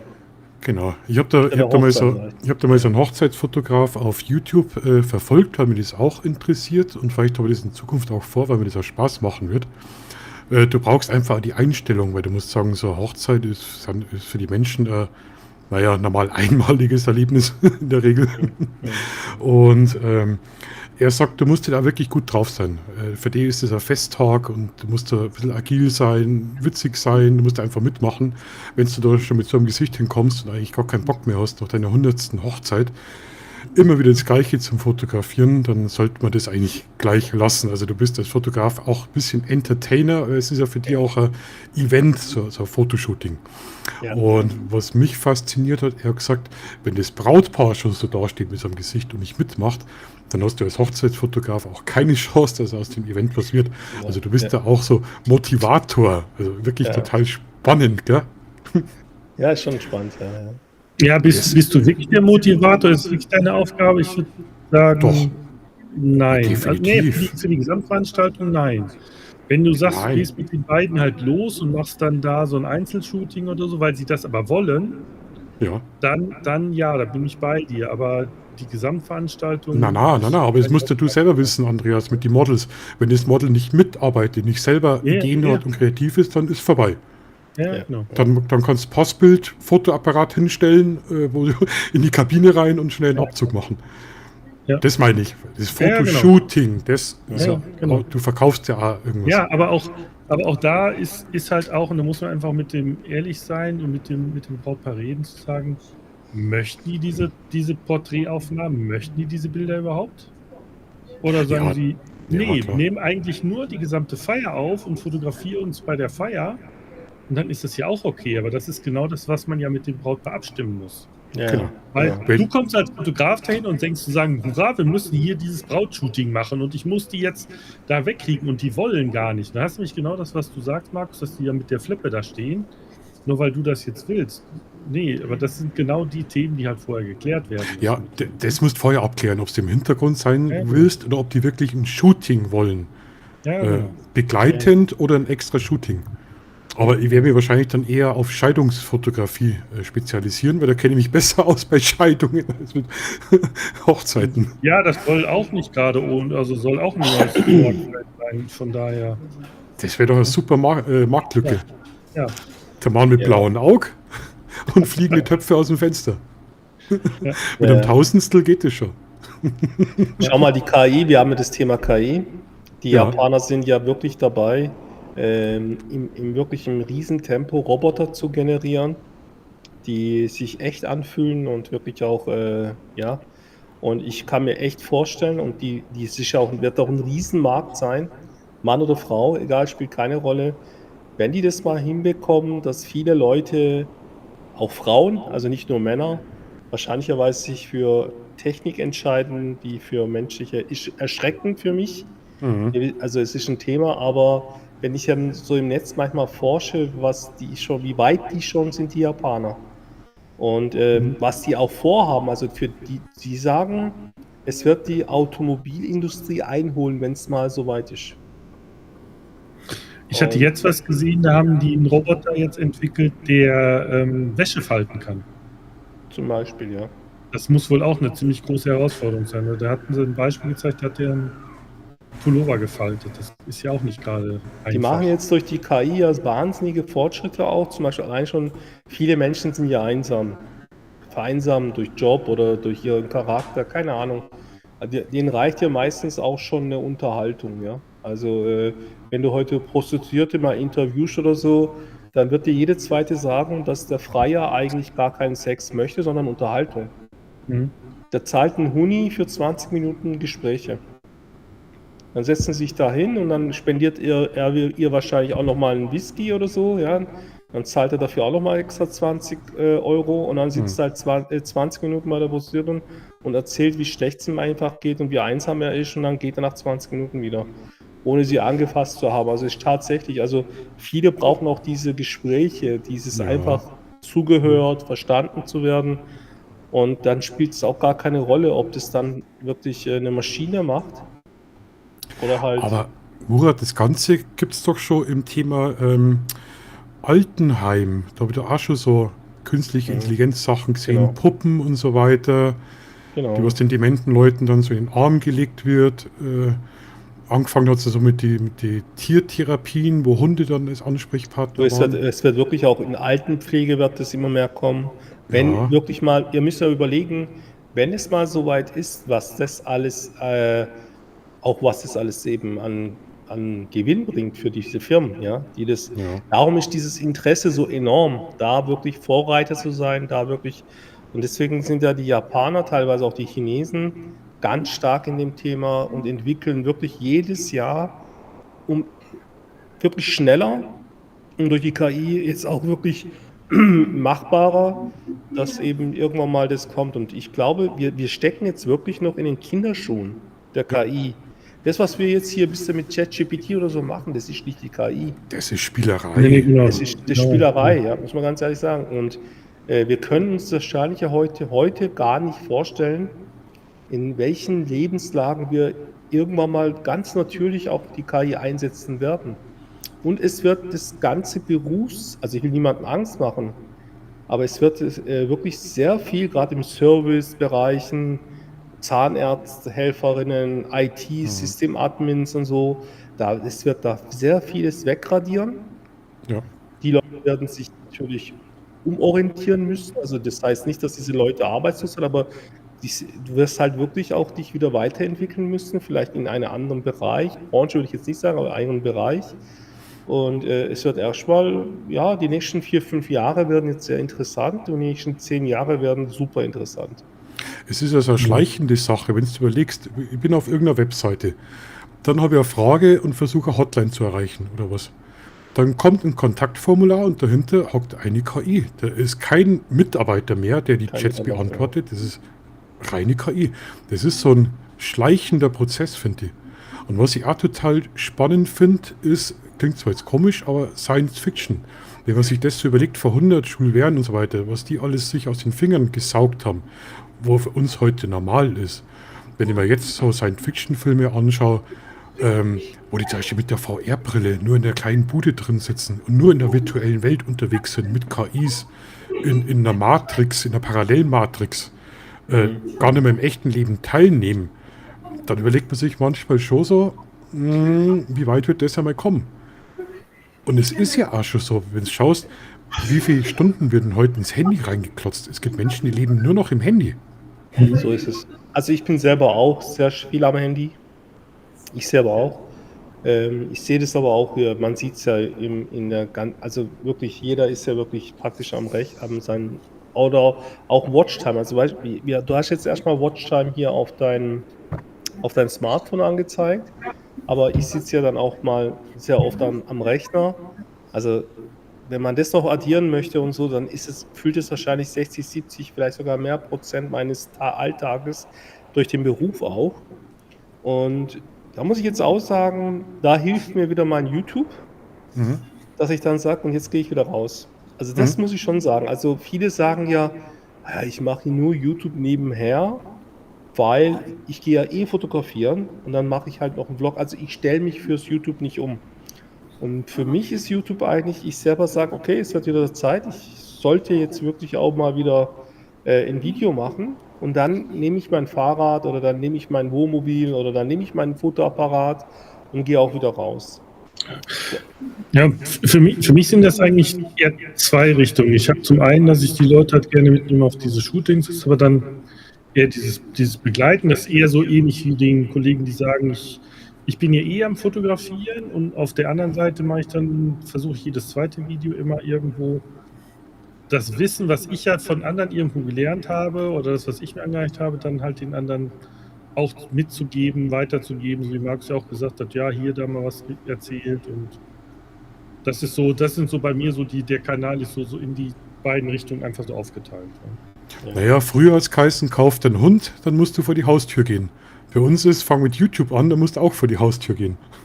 Ist beides, ja, klar. Ja. Bei mir macht jetzt beruflich ein Hund keinen Sinn, weil ich halt viel im Büro bin. Meine Partnerin hat ja einen Hund und wenn ich dann bei ihr bin, gehe ich auch tatsächlich mit dem Hund raus. Mache ich auch gerne. Aber jetzt, wenn ich einen Hund zu Hause hätte, ich bin manchmal 10 Stunden im Büro. Dann wäre der Hund 10 Stunden allein in der Wohnung. Nee. Das mache ich nicht. Ja, Das geht gar nicht. Meine Partnerin schafft nur 70%, ihr Vater ist schon Rentner, wohnt auch im gleichen Haus, ja. Dann hat sie 2 Söhne, die teilweise eben dann immer da sind. Das ist schon anders, ja. Ja. Ja. Aber auf was ich jetzt gespannt bin, da bin ich echt gespannt und da habe ich immer so ein glückliches Händchen. Und zwar, muss ich euch kurz erzählen, die Geschichte. Vor vielen, vielen Jahren, der Murat weiß das noch, da haben wir die Maus mit einem seriellen Anschluss angesteckt. Kennst du das noch? Die Stecker? Ja.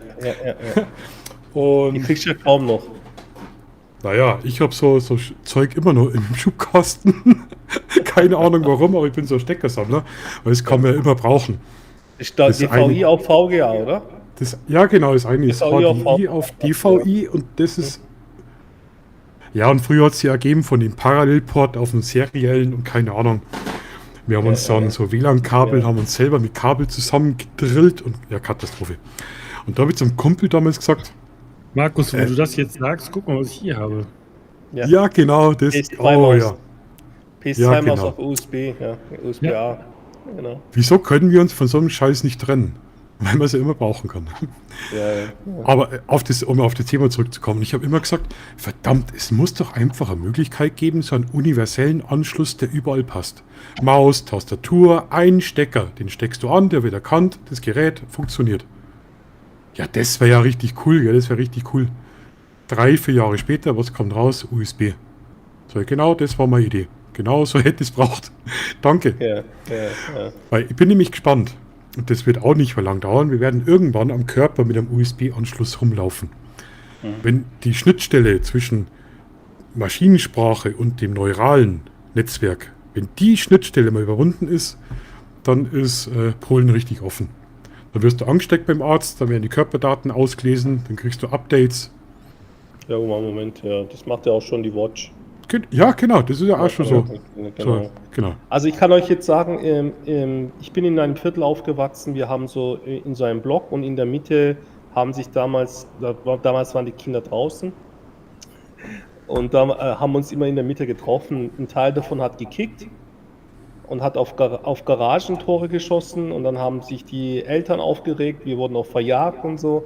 Der andere Teil hat sich einfach nur so unterhalten und ich hatte damals mit dem bin ich heute noch befreundet. Wir sind langjährig befreundet. Mit dem haben wir immer gezockt. Der hatte damals Eltern, also ich will nicht auf die Tränendrüse, aber ich habe halt nichts gekriegt. Und er hatte immer die tollste Hardware zu Hause. Zu der Zeit zum Beispiel ein Schneider CPC Oh. mit so Grünmonitor, mit Datasette, Diskette. Da hat nur eine Diskette 40, 50 Mark gekostet und so. Und dann hat er so Spiele wie Ghosts and Goblins und so haben wir dann bei ihm gezockt und so. Und irgendwann mal habe ich dann angefangen mit meiner ersten Ausbildung. Da habe ich mit meinem Ausbildungsgehalt mir auch einen Rechner gekauft und so, aber ein anderes System. Aber wir haben uns immer schon so ausgetauscht. Ja. Er hat dann mit seinem Rechner bis er was gehabt, auch Programmcodes abgetippt. Ich habe es auch gemacht und so. Und dann sind wir zwei Nerds immer so. Ja, sind da gesessen und haben dann und dann sagt irgendwann mal, der Kollege heißt Patrick, dann sagt der Patrick so zu mir, weißt du was geil wäre, Murat? Wenn wir miteinander spielen könnten, du von deinem Rechner aus und ich in meinem. Ja. Boah, das wäre geil. Und weißt du, was gut wäre, wenn wir uns dann auch gegenseitig sehen? Boah, sage ich, das gibt's bestimmt irgendwann mal, aber das geht bestimmt noch mal 100 Jahre. Und schaut mal, wo wir heute sind. Ja. Und auf das Thema, was du vorhin gesagt hast, Markus, weißt, die Ideen waren da, das Verlangen war da und irgendjemand hat es halt umgesetzt, ja. Und wir haben kreative Lösungen gefunden. Ja. Das schafft die Generation heute, glaube ich, wieder ein bisschen weniger kreativ zu sein, gerade bei solchen Sachen. Ja, so eine Generationssache würde ich das jetzt nicht machen, weil ich halte von der jetzigen Generation eigentlich sehr viel. Okay. Also im Gegensatz, sie sind anders. Und sie müssen anders sein, weil Ja, klar. überleg mal, ich glaube, wenn ich jetzt mit 16 ein Smartphone hätte mit den Möglichkeiten, würde ich mich genauso verhalten wie die Jugendlichen. Was tatsächlich verloren geht, das ist das Miteinander, das Soziale. Und es geht halt weg, weil, ich habe jetzt mitbekommen, dass 13-, 14-Jährige ihre erste Freundin über WhatsApp haben und auch über WhatsApp ihre Beziehung beenden. Auch Probleme zum Beispiel. Wir hatten ja früher Gruppen oder Cliquen. Man hat dann wirklich die Probleme auch mal irgendwann mal in die Augen schauen müssen, wenn man jemanden nicht gemocht hat. dann konntest du denen vielleicht mal eine Zeit lang aus dem Weg gehen, aber irgendwann mal kam der Tag X, wo man halt auch mal miteinander reden musste. Entweder man hat es geklärt oder hat sich dann auch noch auf die Nase gehauen, wenn es ganz dumm gelaufen ist. Oder eben, aber man hat gelernt, mit solchen Dingen auch klarzukommen. Heute brauchst du halt einen, der in die Firma kommt und dir beibringt, wie man Feedbacks gibt und annimmt. Ja, und ich sag mal, das ist der Unterschied. Ja, auch das ganze Motorische. Die Lehrer beschweren sich ja auch teilweise, dass die Kinder gar nicht mehr auf einem Bein stehen können oder über den Balken laufen können, weil es einfach alles fehlt, die körperliche Entwicklung draußen, Ja, rumlaufen, balancieren. aber da sind auch die Eltern ein bisschen mit dran schuld. Ja, klar. Also ich sag, Ja. wenn du mit deinen Kindern regelmäßig wandern gehst und deine Kinder auch mal eine Bergwanderung mitmachen und deine Kinder, und die werden nicht Hurra schreien. Ja. Aber du kannst ja in einem gewissen Alter als Vater immer noch sagen, und morgen stehst du um 7 mit mir auf und um 7:30 sitzen wir im Auto und dann wenn wir dann angekommen sind, gehen wir 3 Stunden wandern. Und du Genau. kannst ja dein Kind bis zu einem gewissen Alter dazu verdonnern. Und wenn dein Kind vielleicht auch noch in den Sportverein geht, dann kannst du auch von vornherein mit deinen Kindern sagen, du, okay, ich zahle dir die 30 oder 50 Euro im Monat, aber du gehst hin. Und wenn aber halt der Junior halt nach 3 Tagen sagt, er hat keinen Bock mehr und die Eltern sagen, wenn du keinen Bock mehr hast, brauchst du auch nicht mehr hingehen, hier dein iPad und hier deine Xbox oder deine Playstation, dann brauchst du dich nicht wundern. Ne? Genau. Ja, aber das Ja, andere ist, das habe ich leider alles auch so erlebt. Bis auf den Kleinen, Aber der ist bei die Pfadfinder. gut, das andere ist halt mal bei den Jugendlichen, und ich denke, in die Richtung willst du, Murat, ist, man muss den jungen Leuten einfach auch was zutrauen. Also zu sagen, so, einfach nicht zu sagen, alles fällt, sondern zu sagen, so, die kriegen die Aufgabe, sollen da was machen, und das kriegen die halt auch hin. Und deshalb ist es halt auch. Also ich habe vorgestern ich habe 4 Kinder. Ich habe vorgestern meine Kinder hier gehabt, weil eben ein Teil schon im Ausland studiert und alles drum und dran, die sind jetzt gerade alle da. Und eben, ich habe 2 Söhne und dann haben wir nach dem Essen gesagt, okay, der Kleine ist sehr, sehr sportlich, der macht 4-5 Mal Sport in der Woche, Fußball und Kampfsport. Der geht ganz nach mir. Der ältere Sohn, der geht die sagen jetzt Gym, früher hieß es Fitnessstudio. Und dann sagt der Kleine so zu uns, er macht jeden Tag 100 Liegestütze, er ist 13. Boah. Aber nicht er sagt nicht am Stück und so. Und dann habe ich gesagt, das will ich jetzt sehen, weil er lebt nicht bei mir, er lebt bei seiner Mutter. Und dann hat der Kleine vorgelegt mit 30 Liegestütze, wirklich korrekt ausgeführte Liegestütze. Dann ist der Papa mit 54 aufgestanden, ich habe dann auch 27 am Stück geschafft. Und dann hat der ältere Sohn halt mit über 70 dann uns alle getoppt. Und es ging dann den ganzen Abend so, ja. Und das habe ich schon auch ein bisschen, glaube ich, so bei meinen Kindern so ein bisschen, ja, dieses Sportliche, dieses Ehrgeiz, ein bisschen sportlich sein und so. Bei dem Kleinen müssen wir sogar jetzt ein bisschen bremsen. Das geht schon ein bisschen ins Extreme, muss man sagen.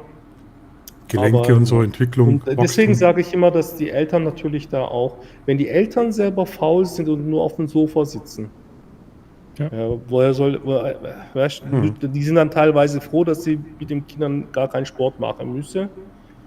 Ja, na gut, dann brauchst du dich auch nicht wundern, dass dann die Kinder vielleicht eben, ja. Eben. Naja, deswegen, wenn wir Fotobox machen mit dem Jonas, darf er grundsätzlich meinen Rucksack tragen, weil er denkt, es stärkt den Rücken. Und ich bin entlastet. Nee, Spaß.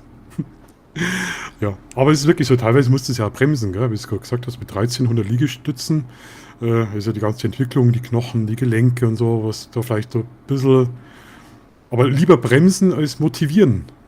Ja, ist schwierig oft. Ja, genau. Leute, wie schaut's aus? Jetzt haben wir es 11:45. Wir haben das jetzt wieder wirklich in den Sonntag reingeschafft. Ja. Ich würde Das reicht. langsam, der Andreas schaut schon ganz müde. Der Murat hat nur Muskelkater von 27 Liegestütz. Ich wäre Ja, wahrscheinlich eine Woche tot. Oh, jetzt aber. Naja, bei mir auch. Ich aber würde das nicht schaffen mit den Liegestützen. aber so. gut. Ja, ich war früher sehr sportlich, aber bei mir dann eben durch Kinder und auch eigene Faulheit, dann noch der Ja. Job. Ja.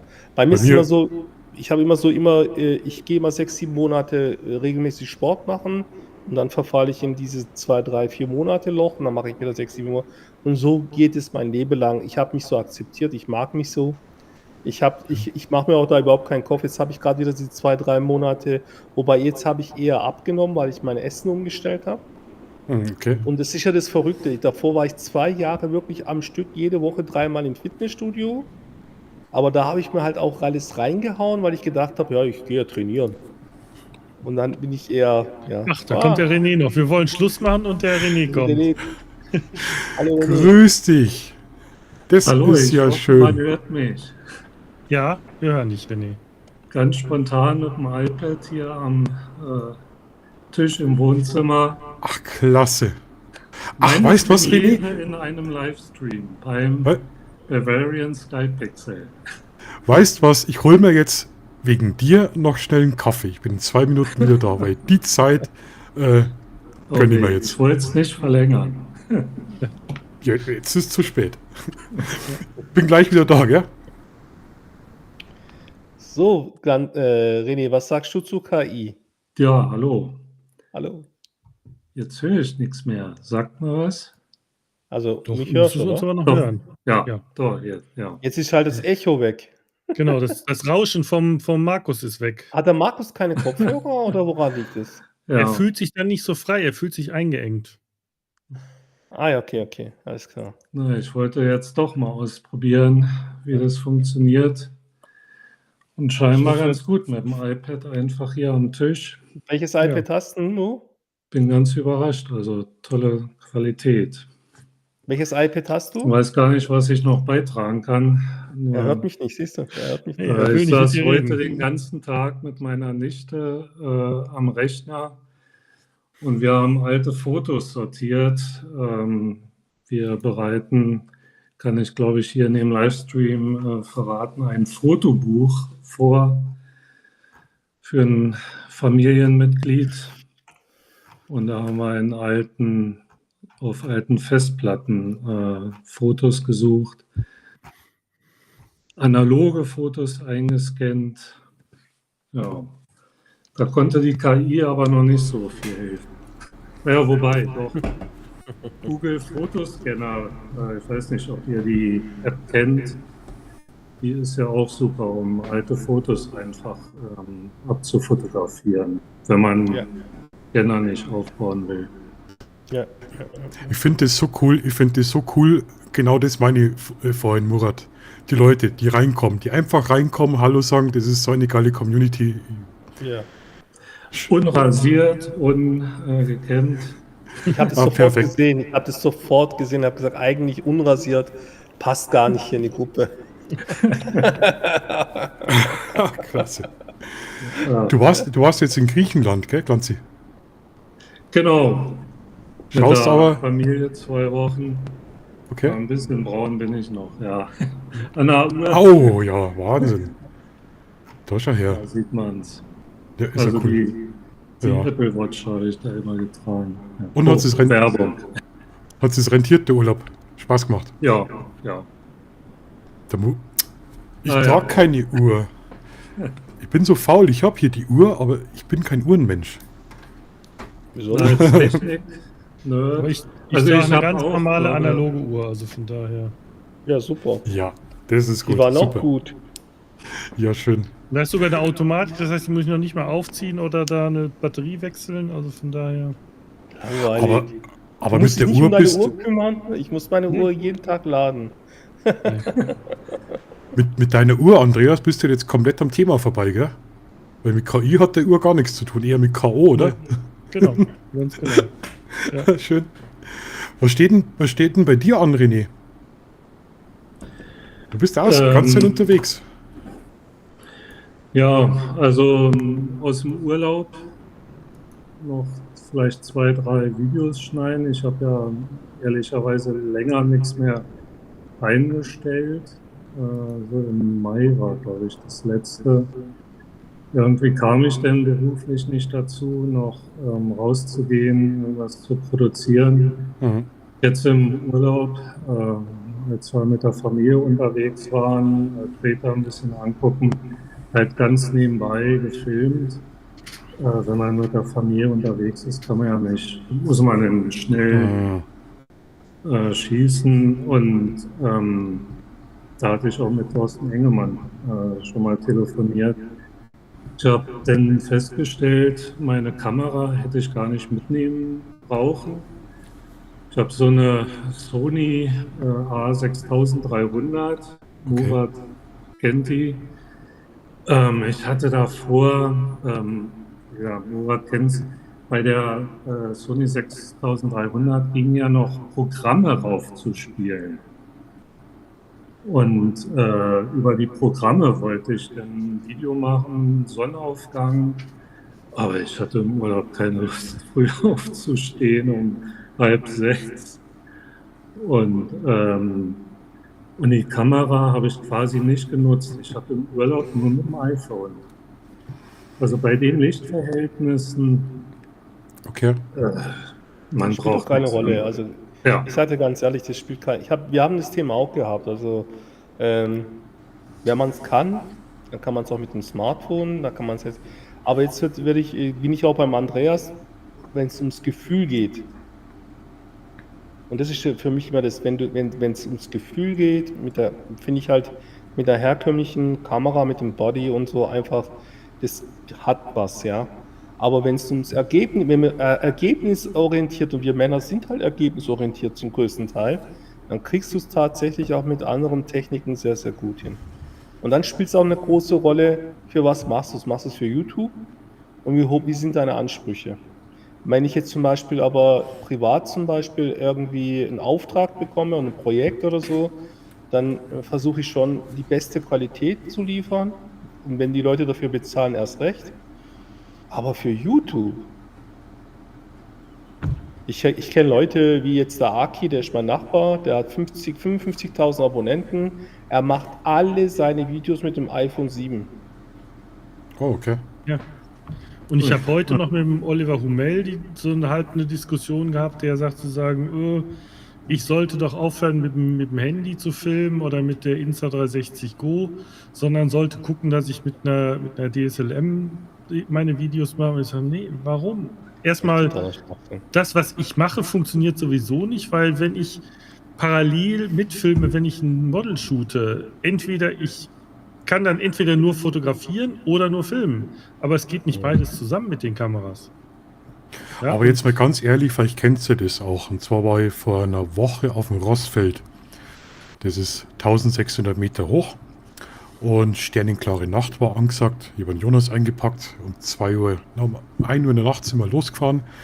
Wir haben alles an Equipment dabei gehabt. Actioncams, GoPros. Ich wollte so Sternkreis, Fotos, alles, Stative, Tonstrecken, alles dabei gehabt. Akkus, Speicherkarten leer. Jetzt sind wir da hochgefahren und es war Halbmond.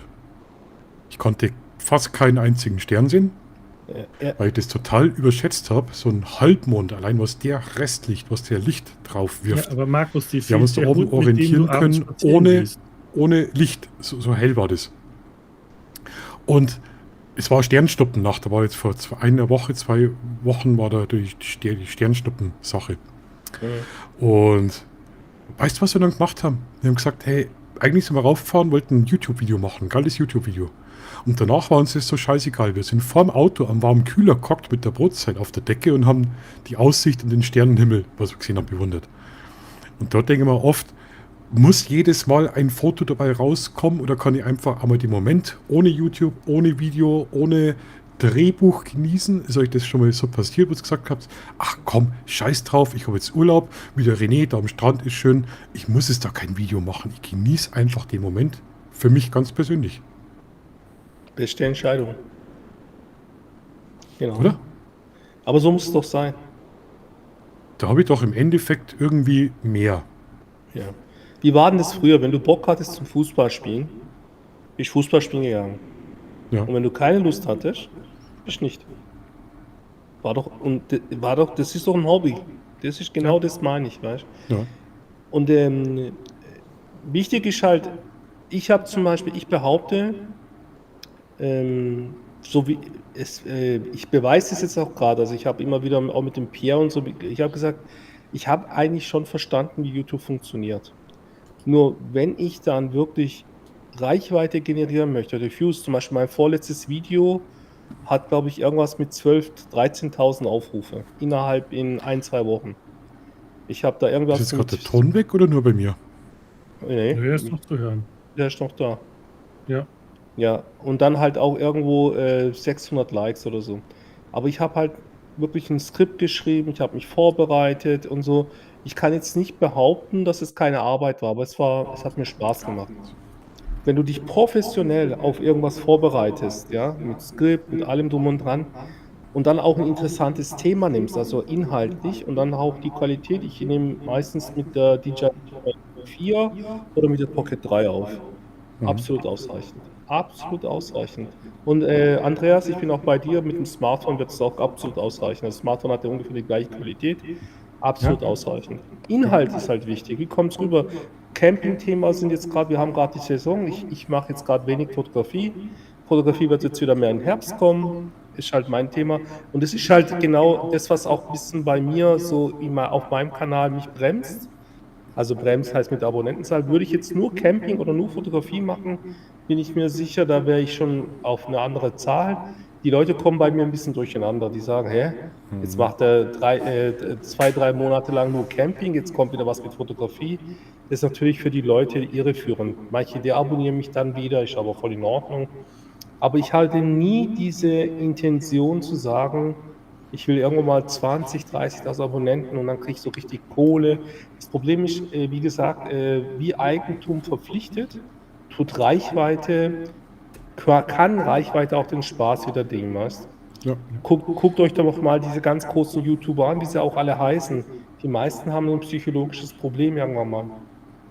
Weil sie wirklich dann Genau. mittlerweile jeden Tag vor ihrem Rechner sitzen, jeden Tag streamen oder jeden Tag irgendwie ein Video generieren und so. Und dann vereinsamen sie, dann haben sie Panikattacken und. Das müsst ihr euch mal gucken. Ich habe eine Zeit lang den Unge angeschaut. Unge ist jetzt ganz weg von der Plattform. Ah, ja. Oder die ganz großen YouTuber da, ne? Und die haben ja dann irgendwann mal alle. Ja, ein Knacks weg. Ja, Das definitiv. belastet schon ganz schön, ja. Markus, du hast die Lautsprecher zu laut. Das Echo ist wieder extrem. Oh, Entschuldigung. So, müsste besser sein, ne? Aber du musst echt mal gucken, ob du hinter deinem Mikro einfach so einen Schutz machen kannst, dass der Schall von den Lautsprechern nicht direkt aufs Mikro kommt. Nee, normalerweise funktioniert das, aber ich habe das über OBS laufen und irgendwie wieder komisches Problem heute. Also ich würde jetzt behaupten, dass bei dir jetzt die Lautsprecher senden das aus und das Mikro nimmt es wieder auf. Das Schau, jetzt das ist der Thema. Ton zum Beispiel ganz weg. Ja, das war jetzt gerade auch ein Hänger bei dir. Also, Jetzt ist der Ton wieder ganz verschwunden. Also jetzt haben wir wirklich... Aber wir hören dich wir aber. hören Jetzt dich. höre ich dich wieder. Ja, wir hören dich. Ach, Mann.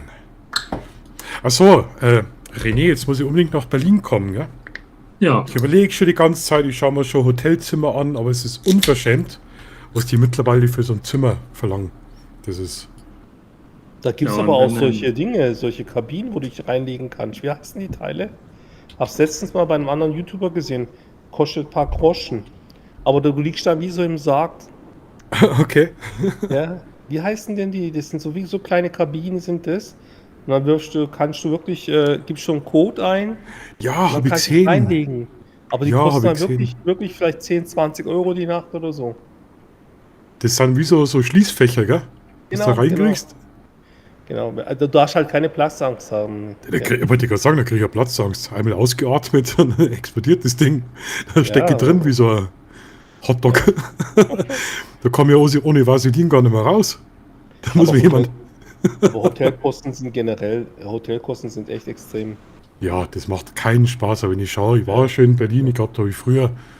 Ach, sollen das im guten Hotel 80 Mark gewesen sein, die Nacht? Ja. Aber gutes Hotel. Jetzt brauchst du mit 80 Euro gar nicht mehr anfangen, das ist einigermaßen... Also. Ja. Aber es steht auf alle Fälle ganz oben. Also ich habe die nicht vergessen. Berlin ist würde schön. mich freuen, wenn wir da dann muss- gemeinsam unterwegs sind.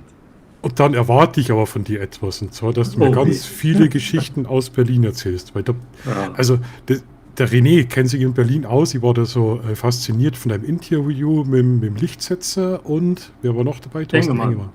Beide Thorstens. Was du alles weißt über die Stadt, also du könntest als Fremdenführer arbeiten, ganz ehrlich. Tja, als Westberliner hier geboren, nie rausgekommen. Ja, faszinierend. Also da erwarte ich wirklich die dunkelsten Geheimnisse von Berlin, Schauen wir mal. was keiner weiß. Weil das gefällt mir dann schon. Wenn du so einen Einheimischen dann hast, der das aus dem Nähkästchen plaudern kann und wirklich jeden Stein kennt. So Leute, wie schaut's aus? Jetzt haben wir wirklich 12:30. Der Andi schläft schon fast. Wollen wir langsam zu Ende kommen? Wie schaut's aus? Können wir gerne. Dann, Erst ruft er uns rein und dann schmeißt er uns raus. Ja, so ist er. Alles klar, machen wir Feierabend. also ich möchte jetzt gar nicht die Runde sprengen, um Gottes Willen, aber ja, so in den Sonntag rein haben wir gedacht und jetzt wird es dann doch 12:30. Ja. Dann würde mich bei euch natürlich bedanken, also wirklich hammergeil, wirklich. Ich bin am Anfang allein da gesessen, da hat sich Andi gemeldet, der Murat und dann der René. Wirklich, da freue ich mich ganz besonders, weil da habe ich schon lange gewartet, dass du mal reingrinst. Und ich werde die Kanäle von denen alle unten natürlich in die Unbedingt. Beschreibung reinschreiben. Ein Drohnenvideo, Link hast du ja auch. Den Link haben wir schon kopiert und Notizen abgeheftet. Der Andreas möchte die 1000 Abonnenten voll haben. Der René braucht auch mal seine 1000 Abonnenten hier, dass sich da mal was rührt, damit der Ferrari bestellt werden kann. Muss ich mit meinem Dienstherrn ja Nebenverdienste absprechen. Lass uns das doch einfach nochmal machen, Markus. Wie Mach bitte? doch einfach, lass uns das doch einfach nochmal so planen in der Runde. Ja, Mit einem Thema, wo jeden hier interessiert, wo jeder ein bisschen was dazu sagen kann. Und dann machen wir das einfach hin und wieder mal. Ja, gerne. ja, Ja, gern. schaffen wir das, dass der Andreas 1000 hat. Das kriegen wir doch hin, oder? Ja. Hä? Ich Ja, mach wir ein stehen bisschen ja eh- Werbung. Wir machen alle ein bisschen Werbung für ihn und dann. Ja, Genau. würde ich vorschlagen, genau. Also an der Stelle vielen lieben Dank. Wir haben jetzt immer noch 7 Zuschauer, aber die haben wirklich durchgehalten, Respekt. Ja, guck mal, der Sascha ist gerade auch noch aufgeschlagen. Der Oh, Nugget oh, Level. oh, da müsst ihr aber jetzt schnell Schluss machen, weil sonst kommt Ja. der auch noch. Der, wirklich, der der will kommt. verlängern. Genau, also wir stellen uns jetzt alle ganz schnell tot. So, also dann Also. würde ich euch noch das Schlusswort geben wollen. Gut, fange ich an. Ja, war ein schöner Abend, hat Spaß gemacht. Und ja, wünsche euch allen eine schöne Nacht und dann gucken wir. Ich mache weiter. Ich bedanke mich bei euch. Danke, Markus. Und ja, spontan, hat Spaß gemacht. Alles nette Leute hier. Ja, sagen wir mal 75% kannte ich. Die restlichen 25% scheinen auch sehr nett zu sein. Ja, freue mich, wenn wir das wieder machen. Gerne. So in der Runde wird es mir echt gefallen. Ja, vielen Dank für die Einladung auch. Für mein erstes Mal in einem Livestream dabei zu sein.